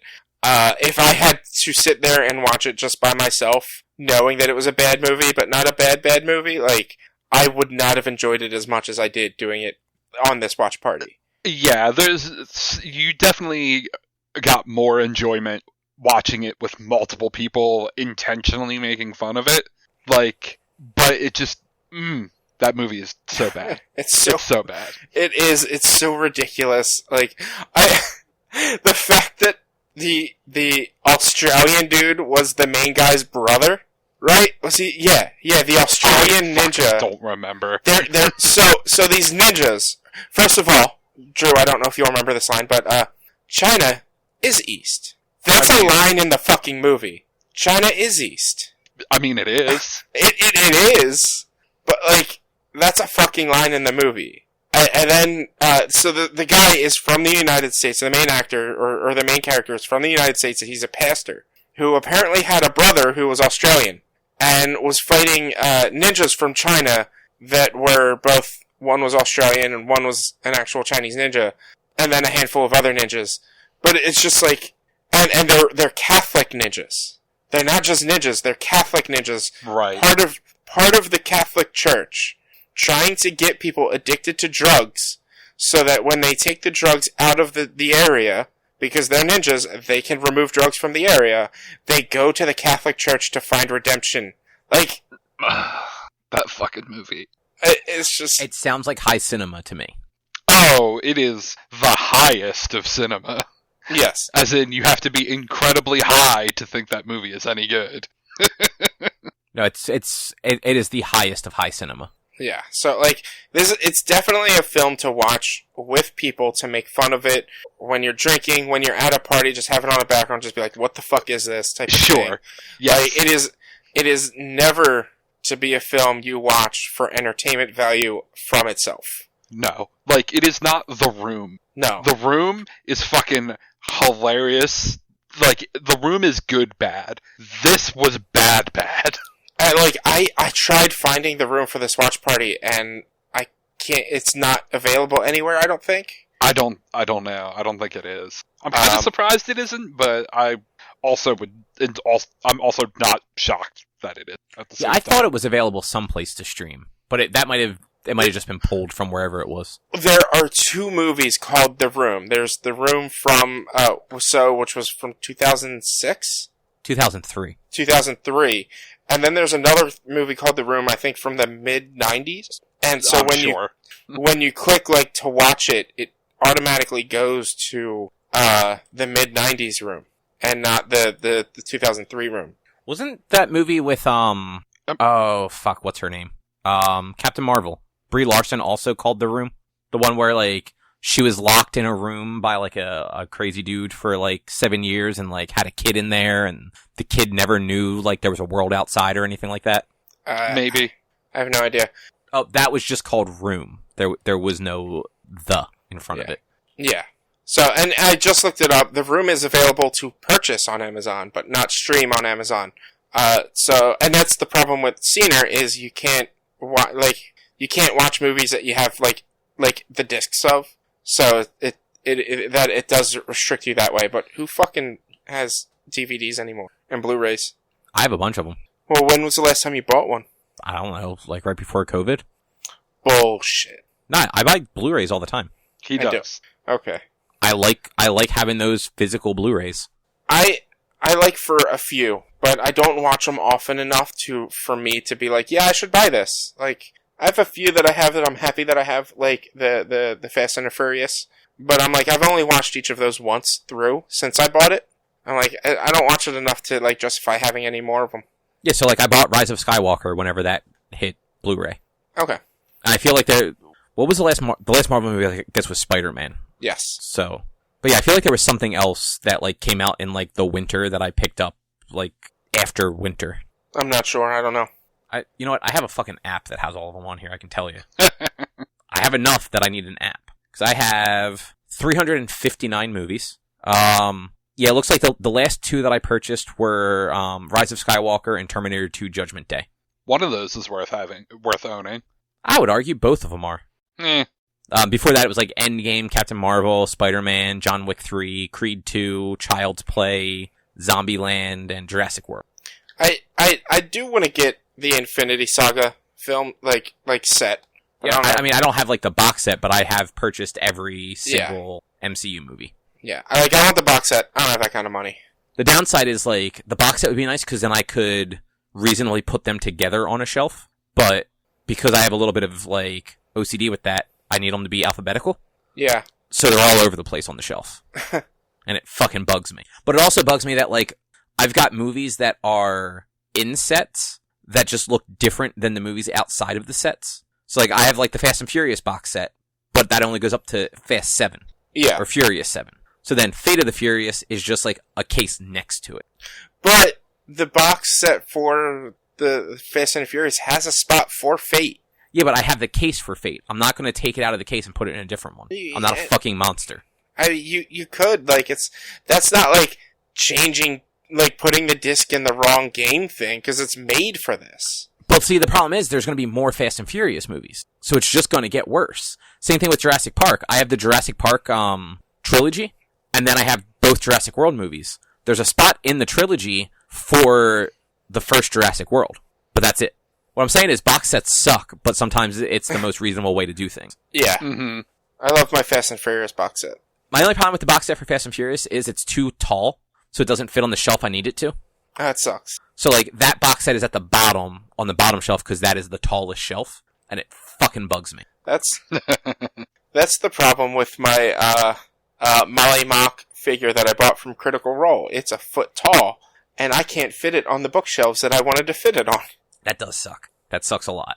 But it's a beautiful figure. I saw you post it online. It was cool looking. Yeah. I am frustrated because the paint kind of dried the scabbards together, or the sheaths together. That, like, I had to... I ended up using, like, wetting a paper towel with a really hot water to soften the plastic, and then sticking a knife into it and popping it open. I'm like, this thing cost me almost $100. This issue shouldn't have been an issue. Yeah, man, $100 statue is cheap, man. I don't know. Statues pretty are cheap. expensive. Yeah. It was a McFarlane statue too, so they're usually really good quality. Again, that under $100 for McFarlane is actually pretty cheap. I thought it was going to be more articulate than it is. Because it's supposed to be an action figure, not a statue. So I thought it was going to be a little bit more articulate. It's not. It's his arms can move, his legs can kind of move, and you can place the swords in the scabbards. That's it. Or sheaths. That's what you get for less than $100. Next time, spend a little more. That's how much it's worth. That's how much they sold it for. Whatever. So I don't know if you guys saw, but Halo Master Chief Collection, the multiplayer, it's going to go crossplay later this year. Nice. So, no, interesting. I did not see that. Yeah, so if you're on Xbox or PC, you'll actually be able to play against each other on the multiplayer. And then on top of that, they announced that Halo Infinite's multiplayer is just going to be free to play. Nice. So if you want to play multiplayer Halo when it comes out, you don't even need to buy the game. I saw an article somewhere. It's probably from Polygon, so it's probably wrong.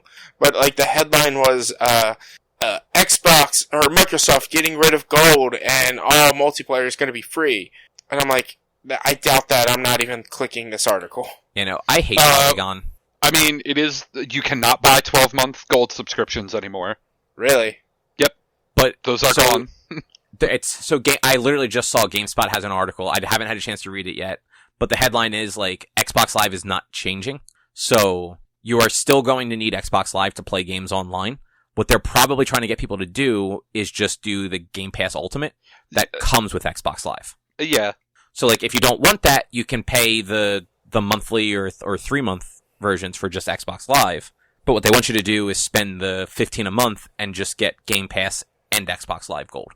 Which, if I were to, like, hook up my Xbox One to play games on there, and I wanted Xbox Live, I would just end up doing the Game Pass for the 1 month. Like, the Game Pass Ultimate for the 1 month, and play whatever I wanted to, and not be limited to what I have on my exactly. shelf. Like, that makes the most sense. Like, unless you're the type of person that, like, you're buying, like, the Call of Duty or the Madden or, like the yearly multiplayer franchise, strictly to play it online. Like, yeah, getting Game Pass Ultimate and playing whatever games you want online as much as you want for however long you have the subscription is 100% the way to go. Yeah, and that feeds my want to kind of get the new Xbox, but also just beef up my PC or upgrade my PC. Because I'm like, that is worth it. Like paying it monthly and like, alright, I'm playing this game, I want to play this game, let me just pay $15 for it and then play it, and then if there's anything else, cool, if not, cancel my subscription. Yeah, exactly. But yeah, so other than the Halo stuff, a little bit more gaming news. Sony is going to have a State of Play tomorrow, Thursday, August 6th. It is going to be absolutely nothing special though. They revealed that it's going to cover PS4 and PSVR titles and check in on some third-party and indie titles that were shown on the PS5 stream from June, I think that was. Mm-hmm. And they specified in the announcement there are no big PS5 announcements. So no release date, no price, no like new information at all about anything. So probably just not really worth watching. Yeah, exactly. Like at this point we're close enough to when this stuff's supposed to launch. Nobody wants to see this. Like if you're not giving people the information that they want, why even waste your time? Yeah, exactly. Mm-hmm. Like this is one more of those things where it's like the new leadership at PlayStation really just seems to have no fucking clue what they're supposed to be doing. Yeah. I mean, Xbox is only doing marginally better with that. At least their stream showed off a bunch of games that will be on the new console. And prior to that, they flat out said, it's like, hey, we're not doing exclusives the first year. Yeah. But Sony's just like, hey, here's some of this gen's games, followed by some shit we showed you already. It's only been a month, so nothing's really changed. But in case you forgot, there's a Ratchet & Clank game. But no, that's first party, so they won't show that. And that's also on the PS5, so they're going to show PS5 stuff, but it's the indies and the third parties that were already shown. Yeah. So like the Demon Souls remaster or Bug Snacks. I mean, I do want to see more Bug Snacks. I mean, I wouldn't mind seeing more Bug Snacks either, but you know what I mean. Like it seems just it's a waste of everybody's time. Like, and both companies are playing chicken over who's going to announce price first. Yep. Yeah, so Kind of Funny just launched at least a temporary show focusing on Xbox. They historically don't cover Xbox really, other than like just in general news. They're all a bunch of PlayStation guys over there. Yes. So they actually have Gary Whitta, who is the screenwriter for Rogue One and the Book of Eli, who used to be he used to be the editor for a bunch of gaming magazines. Mm-hmm. And I'm pretty sure he did the Halo review in the very first issue of Xbox magazine. So the dude has some Xbox roots. And then Alana Pierce formerly of IGN, now at Funhouse, and just another dude that's a friend of their community, doing an Xbox show. Yeah. The most recent episode, they had Major Nelson from Xbox on, and they kept asking him questions, and he's just I can't fucking tell you. I can't say anything about release dates or pricing or what games are going to be available at launch or any of that. Yeah. And it's just one of those, it's man, that sucks. That sucks to be in that position where, he is basically the face of Xbox, community. He's responsible for a lot of, the marketing around, when Xbox Live launched in the early 2000s and all that stuff. Mm-hmm. And, he's still very much involved in, the marketing and all of that when it comes to, the current product. Yeah. And to be out on shows, and he's just I can't tell you. I literally can't say anything about any of it. Yeah. But games are cool, and Sony's just Sony. They have very much reverted to just that closed-off ecosystem that they were in the PS3. Yeah. Speaking of Sony, though, I don't know if you guys saw, but the internet's real mad at them. Well, I don't think the internet knows who to be mad at. The Marvel's Avengers game that comes out next month is they announced some new DLC characters, one of them being Hawkeye. Hawkeye's going to be everywhere. But Spider-Man is going to be PlayStation exclusive. Yes. I have seen so many people online well, I was really excited for this game. Now I don't want it anymore.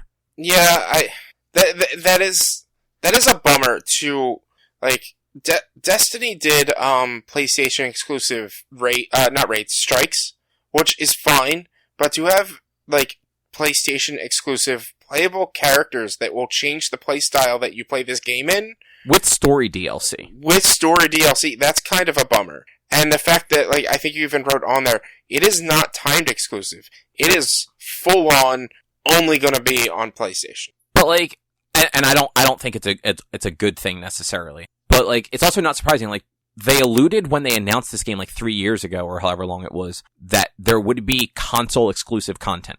And I don't know why anyone's surprised that the character that Sony owns the most of is exclusive to their ecosystem. Yeah, I'm not surprised that Spider-Man is Sony exclusive, but it is a bummer that Spider-Man is Sony exclusive, if you get what I'm saying. Yeah, the Spider-Man PS4 game, Sony exclusive. Yeah. And frankly, Marvel and Disney want to keep Spider-Man in their, in the MCU. They're going to keep working out deals with Sony to make it worth their while to let them keep using Spider-Man. Yeah. And if that's doing exclusive stuff like this, they're going to keep doing it. Yeah. And hopefully Xbox gets an exclusive character that's worthwhile. Probably not, but hopefully, for their own benefit.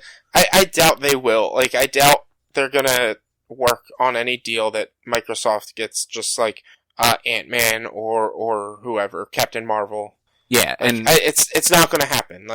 This is at this point, I would actually call it Sony being Sony and greedy. Yeah, but it is what it is. The game is still the core game is still the same. If I were to get this game, I'm not paying for DLC. Yeah. So unless every character is free DLC, which Spider-Man is reportedly free DLC. Well, that's the thing, and that's the thing I remind you about every time we talk about this game. All DLC is free DLC for this game. Right now. We don't know if that's going to stay that way. They said that when they were talking about it last year. All yes, DLC, last year they said it. But it's also a game as a service, and they could very well change that in 6 months. They even turned around and said it's not a game as a service. It's... have you... no, you haven't, because you actually don't follow this stuff. All of the, preview stuff, because the beta is available or was available for, press, it's 100% a games as a service. They're just not marketing that way. Apparently, it's not good.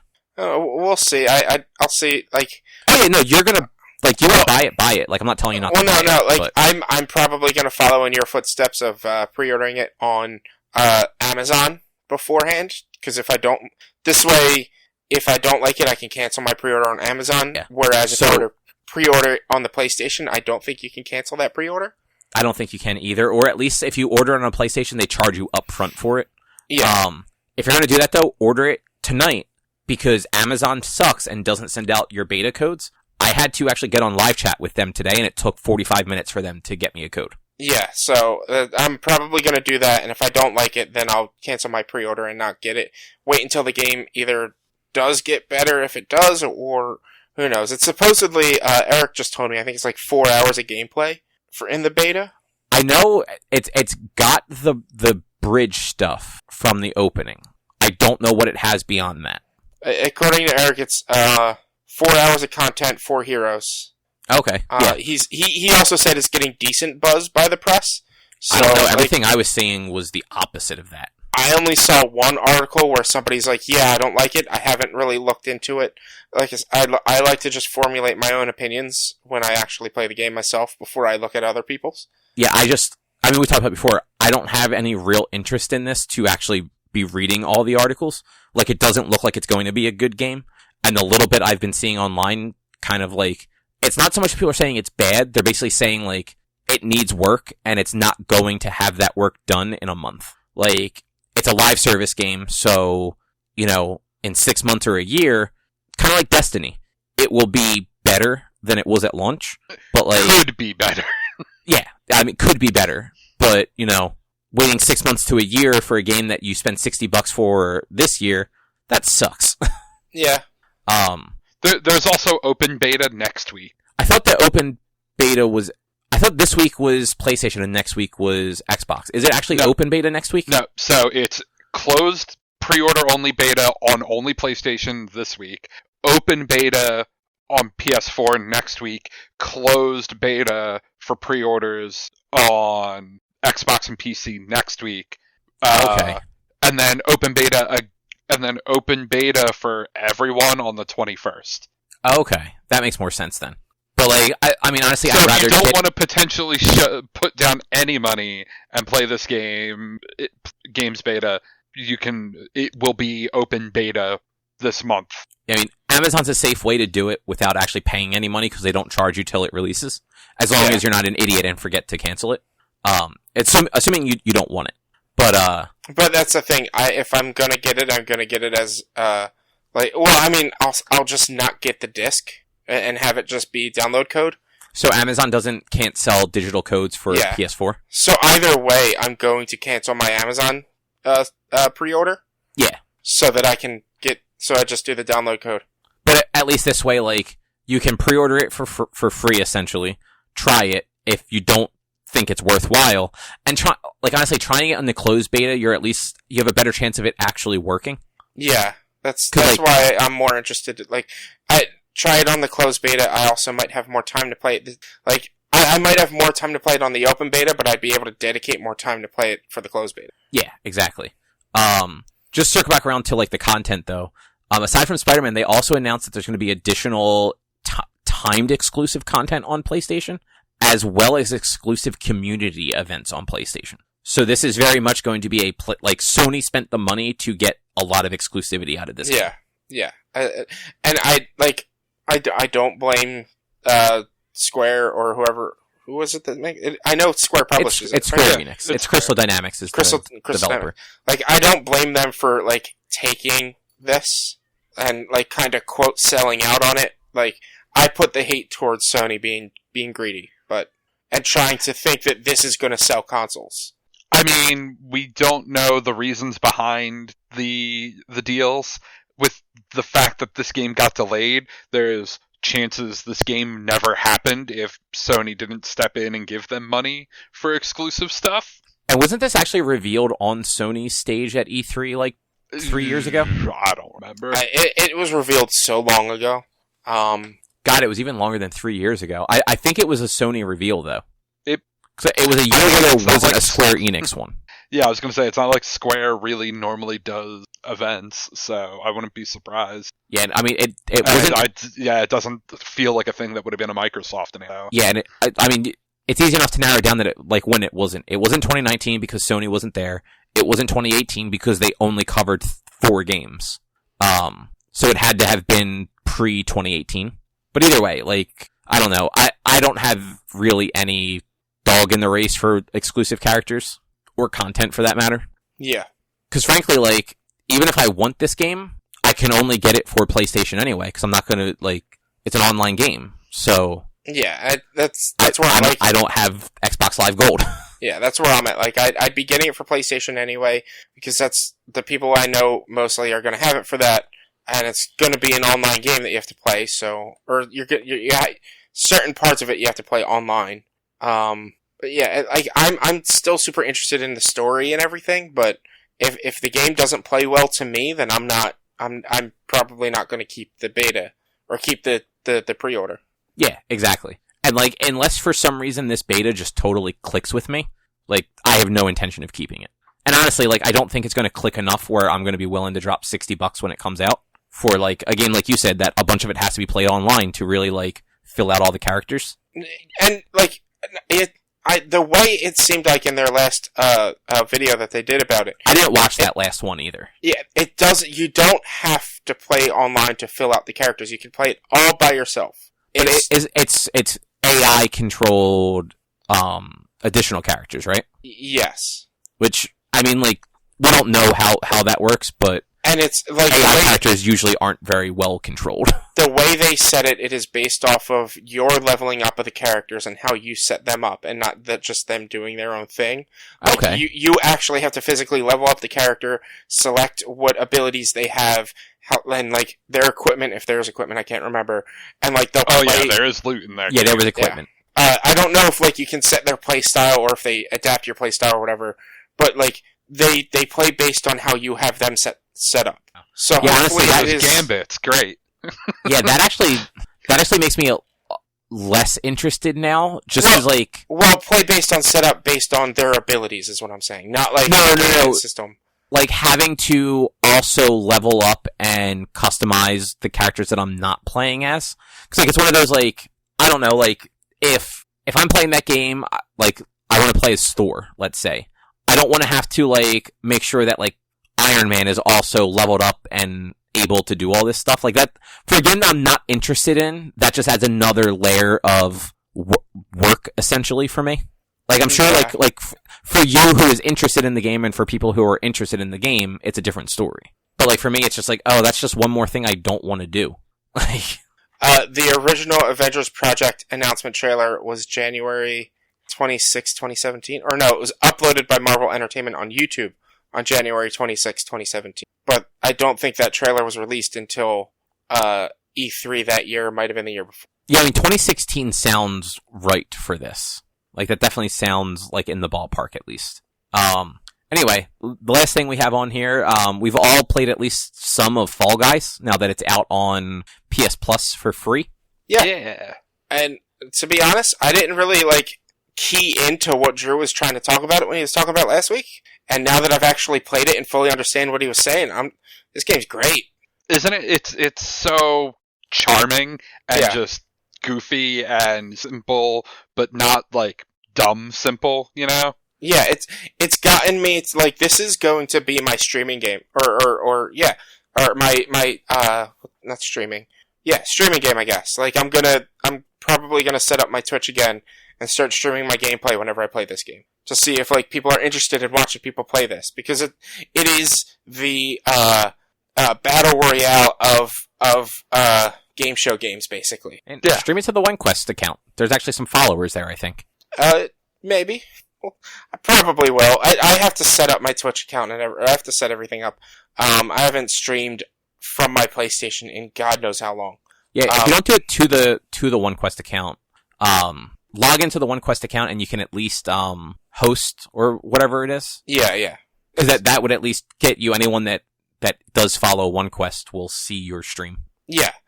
Because I feel like this is a nice game to stream, and if I can get enough people to follow, maybe I'll set it up on my computer to where I can actually have like the whole camera set up so that I can talk to the people while I'm streaming. I doubt I'll ever get that big in streaming, but like this is just such a fun and easy game to play that I'll stream it for an hour. Mm-hmm. Yeah, I agree with Drew. Like I thought it was charming and silly. Probably not something I'm going to go back to at all. It's because you don't enjoy fun. No, I do enjoy fun. It's just, it was one of those, like, I mean, like, we've gone over this a bunch of times. I don't really like multiplayer. So, like, for me, it was just, like, I see why people like it a lot. I totally understand it.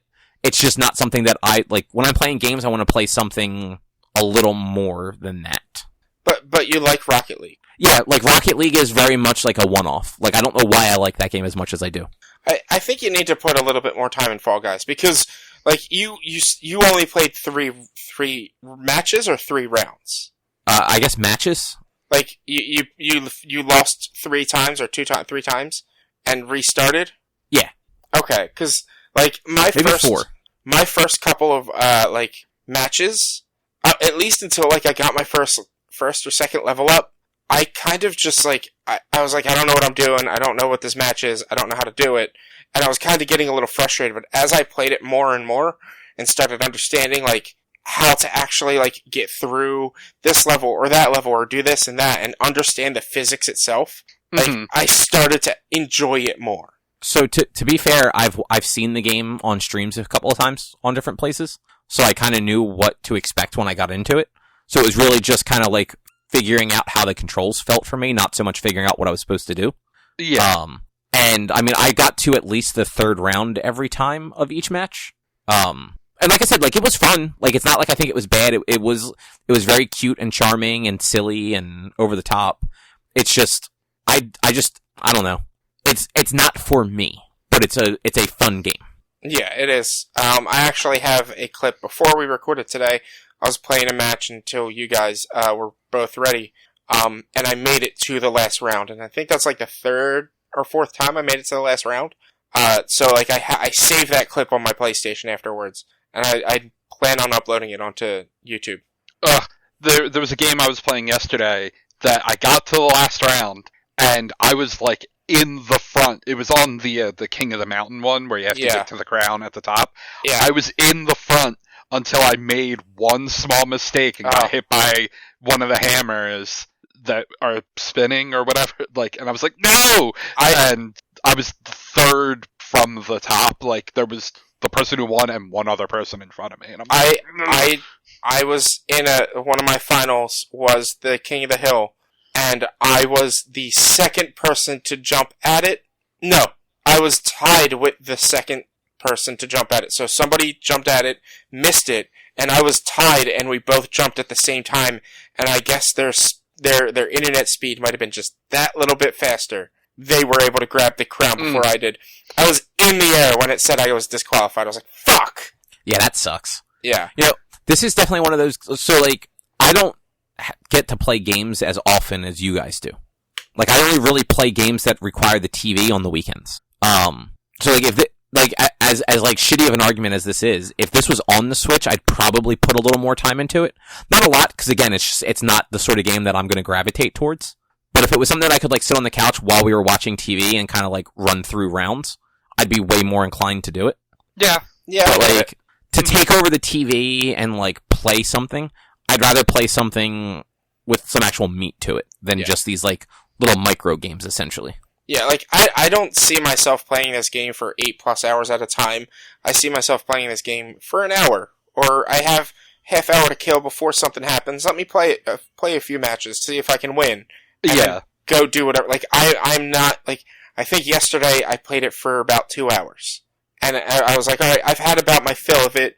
My controller had died as well. So I was like, alright, I really can't play anymore anyway. It's like, it's like, I get what you're saying, but it's also, it's something that's just, it's a time killer if you need to kill any amount of time, basically. Yeah, I'm also one of those people where, like, I think you guys do the same thing, like, my PlayStation is in rest mode 90% of the time. Yeah. And mine's usually just off. Oh, see, I keep mine in rest mode a lot of times, and I leave whatever game I'm playing running. Like, I save it, but I like to be, like, load times on the PS4 suck. So I like to be able to just, when I'm in the middle of like a big game, to just turn my PlayStation on and just be where I left off. Yeah.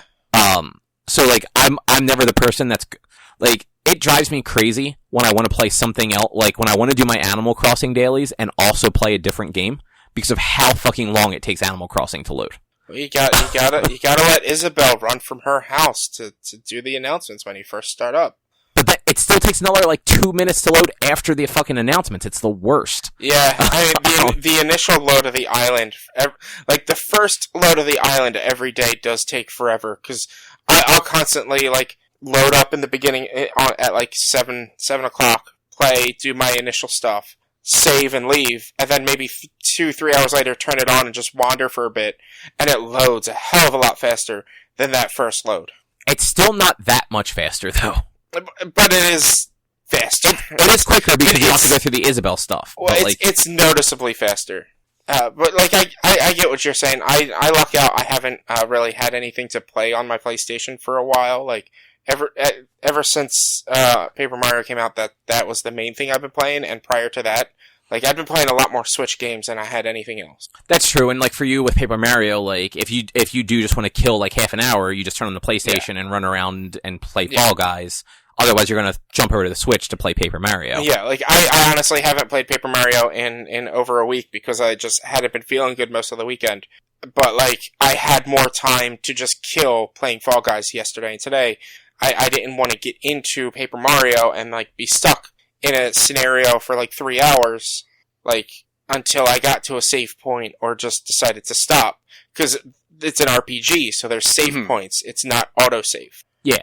But as far as Fall Guys goes, if you have PlayStation Plus, it's free. There's no reason not to try it. Servers are a little wonky right now.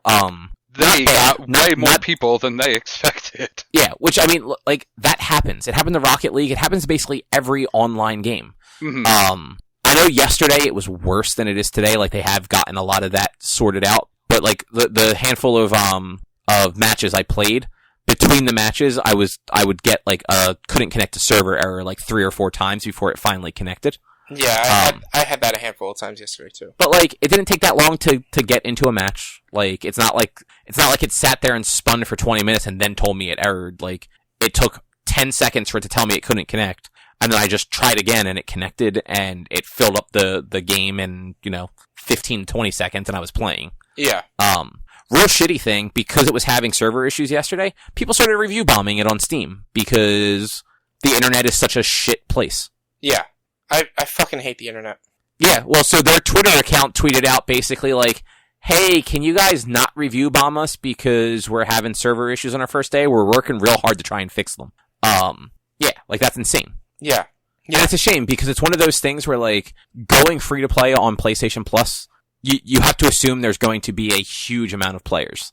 Mm-hmm. But servers aren't cheap. You can't assume that there's going to be a number of players, oversize your environment for it, and then not get those players and be out the thousands of dollars that those servers are now costing you. Yeah, yes. you gotta realize this company took a huge risk making this a PS Plus game for this month. Because they're, I don't know what kind of deal Sony set up with them and how much they paid them to have it, or got paid to have it, but, they're probably losing out on a lot of money to have this game free for everyone so that they have a community so that the people who do behave for it can play it with people. Well, to pay for it and, microtransactions. They're hopefully going to make money off of, cosmetics and stuff like that. Yeah. They definitely certainly took an upfront hit based on if 1.5 million people actually just bought the game. But at the same time, I don't know that 1.5 million people would have played this game if it wasn't a PS Plus game. Yeah, I don't know that 10,000 people would have purchased it if it wasn't. If this game ran more than $20, if this game ran more than $15, I would not have gotten it. It is a $20 MSRP. Yeah, and I'm not trying to say I'm not trying to shit on them, but this is not a game that I would have spent more than probably $10 to $15 on. No, me personally. I think $20 is the right price for that game. Yeah. That is I'd say the standard upper bottom tier indie game price. Yeah. If that makes sense. Yeah. But I don't know that 10,000 people would have paid $20 for this game. But especially with the incredible limited amount of exposure it had before this. I don't even really remember how I saw it to even know there was a beta to sign up for and have played the beta 2 weeks ago. I only knew it from you. Like, yeah, that's it. And honestly, wouldn't have downloaded it yesterday if you hadn't talked about it. I would have, like, added it to my library and then never looked at it again. Yeah. Yeah, no, that's, and honestly, like, the game had that nice, like, there was enough media attention for it because of, like, early access and everything, that then when it was announced for PS Plus, it's like, oh, we're gonna check it out, and, like, it definitely, like, very much like Rocket League, like, it got that sort of, like, word of mouth momentum going early on. Yeah. But I think that's a show. Is that a show? I think so. Yeah. Alright then. If you'd like to find more of our content, you can head over to www.one-quest.com. You can also support us by going over to patreon.com/onequest. If you can't support us there with dollars, you can support us by going to your favorite podcast platform, like Spotify, Apple Podcasts, Google Podcasts, Stitcher, iHeartRadio, all those places. Rate us, review us, subscribe to us, all those fun things. You can also find us on social media, facebook.com/onequestonline or at @1_quest on Instagram and Twitter. Our YouTube channel is youtube.com/onequestvideo, and you can send us emails to social@one-quest.com. Otherwise, we're back next week with more to talk about. Thanks for listening. Bye. See yous. Bye.